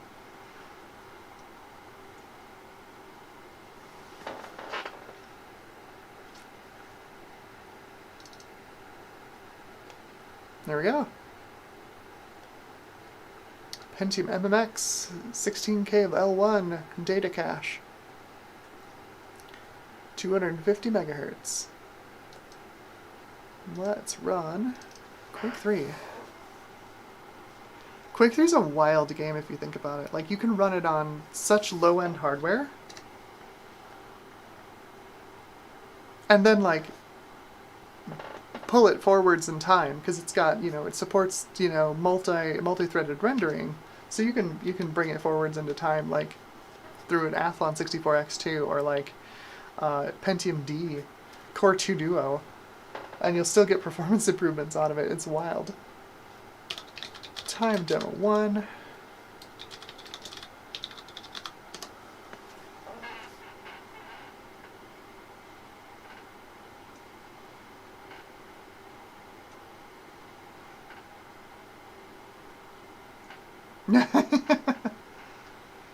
Johnny Chang, welcome to the stream. Good to have you here. Johnny says, I think I read somewhere that the codename for Athlon was King Kong. I'm not totally sure. I don't think it was. I think it was K7 from the beginning, but I don't know. I have no idea. Chipzilla versus King Kong. There you go. Now that... Is that an issue with my voodoo? It's a little warm. It's not, like, unseasonably warm.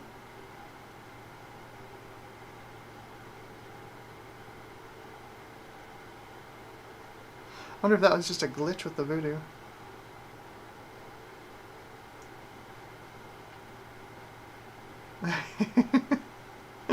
Charlotte Thorne says, ah, the Wintel days, before Athlon popped up. Athlon was a great CPU.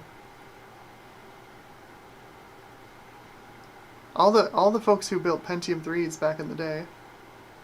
Copium. Heckin' Copium. Now that being said, you know, the Celeron was just a terrific buy for the money. Because they were dirt cheap. AMD's Duron was a better processor, but the Celeron was dirt cheap, and overclocked like mad.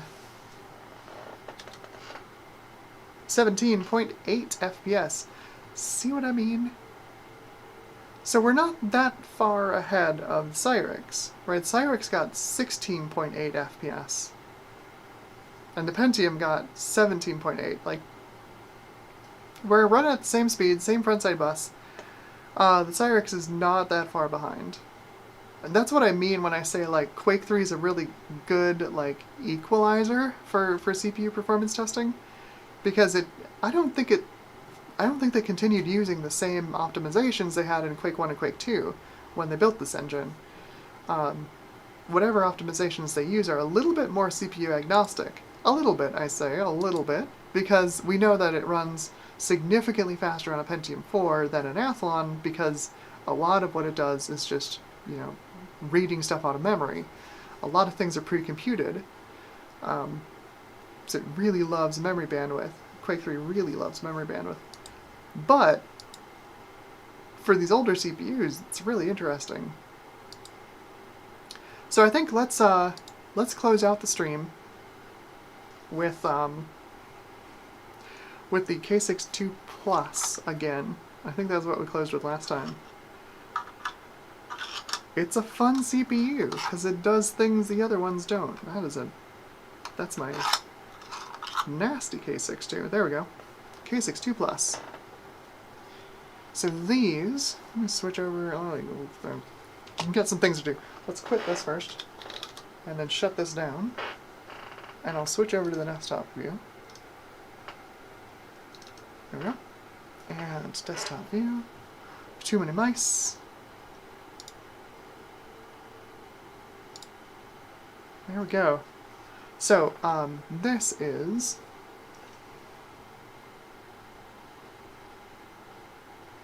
Come on, camera, you can do it. You can do it!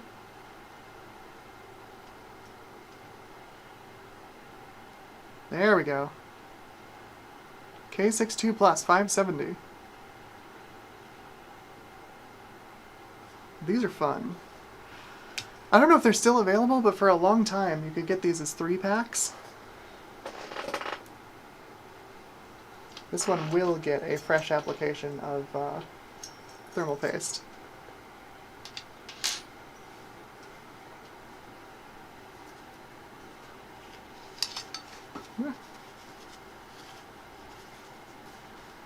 Wipe this off. And then clean this up.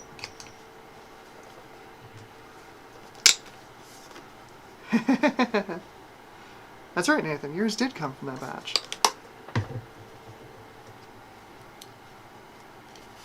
Nathan offered to buy one of my batch of 3.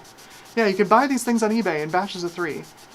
They were shipped very professionally. Like, they had, like, a humidity, like one of those little, humidity-sensitive, paper things with, like, dye on the paper that reacted to the humidity level. It was very cool. Very well packaged, pretty decent price. I don't know why they were selling them in 3-packs. They must have had just an absolute boatload of these things just sitting around. Cause like let's be honest, like you could have sold those things individually for the price you were charging for 3 of them. And I think people still would have bought them. Cause these are kind of wonder chips. I'm sure everyone's seen the video, not mine, but the one that went around where you pop the heat spreader off this thing and then connect some bridges and you get the full L2 cache. If you don't know, that's the trick about these. These are sharp tooth cores versus chomper, which is this one. A regular K62. This thing will not focus ever. There we go. Regular K62 is Chomper, or Chomper XT. But these K62 Pluses and K63, and I have that upside down, I'm sorry, these are Sharptooth. And Sharptooth has on-die level 2 cache. It was the first time, the only time, on socket 7 that we saw a CPU with on-die level 2 cache. They also have a built-in cache controller that takes over for the cache controller on the motherboard and uses the onboard cache, the L2 that's normally on the board, like that is this chip right here, and uses it as L3 cache. So these are very cool chips. Lots of cache. They run at very high speeds. Let's get some thermal paste on here. Let's see. Stock voltage is 2 volts. I'm going to run it at 2.1. That's the lowest this board will go. Where did that jumper go? Oh no. There it is. 2.1. Throw some goop on there. Nicely gooped.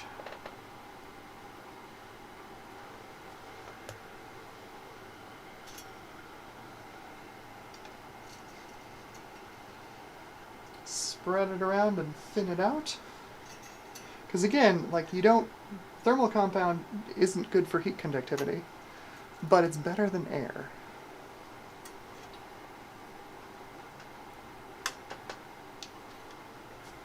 Thermal compound is gap filler. Let's move this over to be a little bit closer to the CPU. And these run a little bit toasty. So 100 megahertz frontside bus, and which one is it? One of these CPU multipliers. SuperSocket 7 was AMD's platform, basically, so they put in a bunch of extra multiplier pins that other CPU vendors didn't really ever use. Some of them did. Let's see.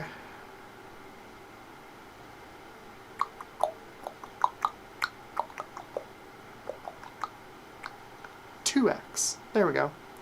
So we set it to 2x multiplier and it interprets it as a 6x multiplier. So that's what we'll do. 100 megahertz frontside bus, 6x multiplier. That'll give us 600 megahertz clock speeds on the CPU.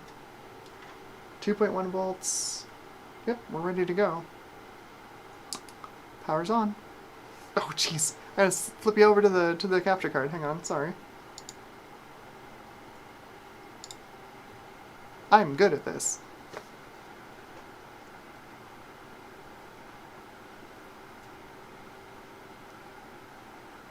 Ooh. Joe's Computer Museum says those 3 chip lots are still available. Buying now. Yeah, they're a super good deal. If they're still the same price as they were, super good deal. And you get 3 chips you can mess around with. Okay, so that was a reboot. I don't remember which one. I have 2 of them left, obviously. I don't remember which one we played with last time.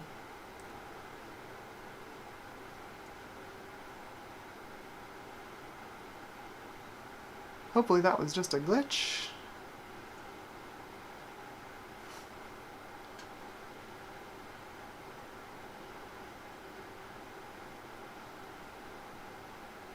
There we go. So we'll run a quick Quake benchmark so you guys can see what that looks like. Especially since we've now run the Pentium at 250. Will the K62 at 600... Oh yeah. First, of course, for Ryzen 9, we'll run Speedsys. You can see the level 3 cache. It's a treat! You gotta run Speedsys.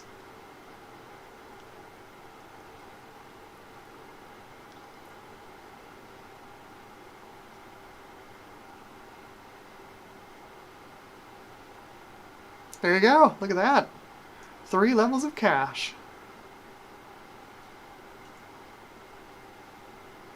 There you go, K62 plus 600 megahertz. Actually running at 601, thanks to the very, very bright frontside bus on this board. I really love this board. This is such a good board. Look at that cache! Ryzen 9 says, "Yay, thank you, you're welcome." Of course. Everybody's got to see the little cache waterfall. It's a good thing. Alright, so let's run some Quake. We can run PC Player on it too, we'll just completely annihilate it.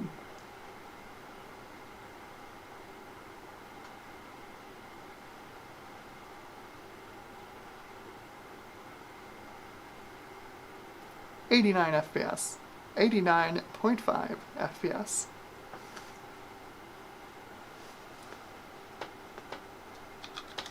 Did you miss it? We'll run it again. Don't blink or you'll miss it. It's very fast. It's very fast.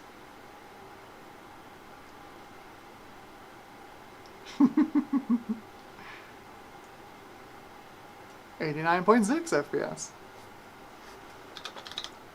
Alright, so let's run PC Player. So that's the thing, the K6 is, I believe it is super pipelined integer, like the Cyrix. So it should completely annihilate the PC Player benchmark. This should be, like, ridiculous.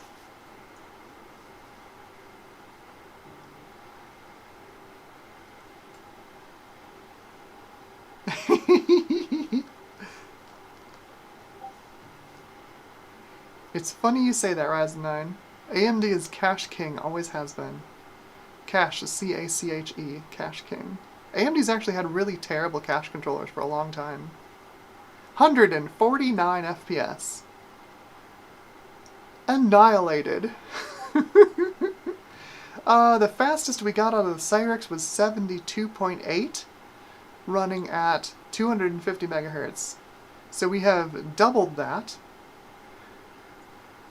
So, taken on the face of it, I mean, there's losses here, obviously. We're running a 6x multiplier on this thing. But we're not quite exactly twice as fast as the Cyrix's integer unit. But that ain't bad, right? A lot of clocks can make up for lackluster hardware. So let's, you know what I'm gonna do. You know what I'm gonna do. Let's run some Quake, or let's run some Quake 3 on it.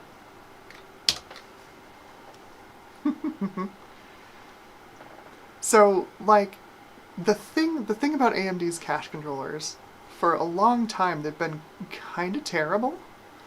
For many, many years, AMD never really went over, like, a meg of level 3 cache on their processors. You know, until Ryzen came along, that was the most cache that we'd seen on an AMD processor for a long time. I think we got up to 3 megs on FX. I don't remember if it was shared or not, but it wasn't great. If you do like one of the cache latency, there's a cache latency tool out there you can run on a CPU, and the cache latency on FX is not great. It's not particularly amazing on Ryzen. Even Zen 2 isn't particularly fantastic, given the split. You know, each chiplet has that split or between the top 4 cores and the bottom 4 cores. It wasn't really until Zen 3 that AMD got their cache controllers together. Is this not going to boot Windows? No, there we go. Disk activity's going. We're good. It just wants to sit and think for a sec. For the longest time, AMD, and like if you ever run memory bandwidth tests on AMD CPUs through the years, Intel always trounces AMD in memory bandwidth. Always have. I think they still do. If you run it on a 13th gen versus even Zen 5 or Zen 4, Ryzen 7000, I think it's still faster. I think Intel is still faster on memory bandwidth. Look at that. Look at that. 128K L2 cache, full speed. 600 megahertz. So let's run some Quake 3 on this. The thing I think is really fascinating, look at that runs like a real game. Wow. The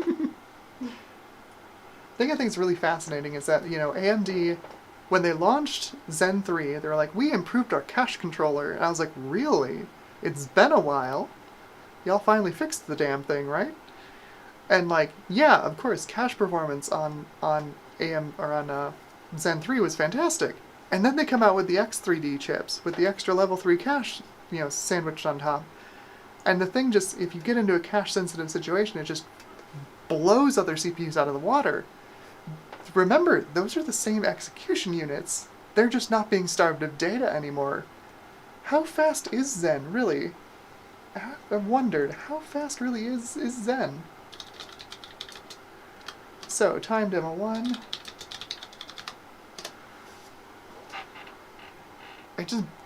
Seeing the performance uplift when the 3D cache came out just blew my mind. But these are the same execution units. They're actually running slightly slower, because our clocks can't be quite as high with the 3D cache, but it's so much faster when it's not being starved of cache.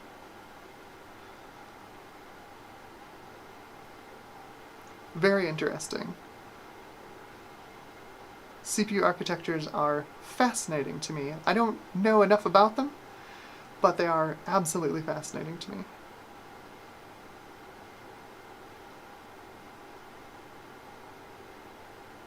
And it's not like, you know, Alder Lake didn't benefit from more cache, you know, like the top 3 SKUs on Raptor Lake are basically Alder Lake with more cache, right? Like, and the performance uplift is quite real on Raptor Lake. 36.8 FPS. Yeah. So we've doubled, right? We've doubled, just about, the Pentium MMX. Not bad. Not bad. But yeah, that is, I think that's all the Super Socket 7 I'm going to do. I don't have any more CPUs. And we looked at some of the other ones in the previous stream. I just might do a video on the, as I pull out the Ryze MP6, but this is one of the ones that we looked at on the previous stream. It's the very strange Ryze MP6, which was okay. Its biggest fault was being released in 1998 when everyone stopped caring how fast Socket 7 was. I might do a video on that Cyrix though. 283 megahertz. Booting at 300 megahertz. Absolutely unreal. Absolutely unreal. Anyway, I think that's going to be stream for tonight. Hopefully y'all had fun. I sure did. Holy cow. that Cyrix, those two Cyrixes were just incredible. Let me switch back to the A-cam, give y'all a play y'all out for the night. So yeah, that was quite the stream. Holy cow. I hope everybody had fun. I hope you had a good time, and I hope this was a nice, relaxing foray into Super Socket 7 hardware atrocities. It's always fun to cook a couple of chips and see how fast they'll go. It turns out those two Cyrixes are quite the performers. That was very interesting. It's very interesting to see. Oh, yeah, actually, Nathan at PixelPipe says the Cyrix might run Windows at 300 with an AIO. It might. I mean, I don't have any vintage water cooling gear, but like, more cooling might be the answer for that M2, honestly. It's kind of a bonkers performer, and that might be worth revisiting for a video, honestly. That would be pretty cool. That would be pretty cool. So good. I see. Yeah, lots of that was fun from folks. I'm glad you had a good time. I'm very glad. Honestly, I'm glad I did this. I just kind of did it on a whim because Pancake offered me this board. And I'm like, yeah. Well, what do I owe you? And he's like, well, X dollars plus shipping. I'm like, that's fantastic. Thank you so much. And just streamed it. I'm so glad I did. I'm so glad I did. So glad I streamed this. This has been a wild ride, and it's been thoroughly entertaining. It looks like it has been for y'all as well, so I'm glad you enjoyed it. So, I'm very bad at saying goodbyes. It's the Midwesterner in me. Anyway, have a great night, and thank you again for watching this live stream. We'll see you back here next week, same time, same bat channel, for who knows what. I have no idea what I'm going to do next week. I have no plans. Maybe we'll look at some Misfit motherboards. Huh? Socket 479 or Socket 754. How about that? Stuff like that. Alright. Have a great night, everybody. I hope you all are doing great, and we'll see you in the next one. Take care.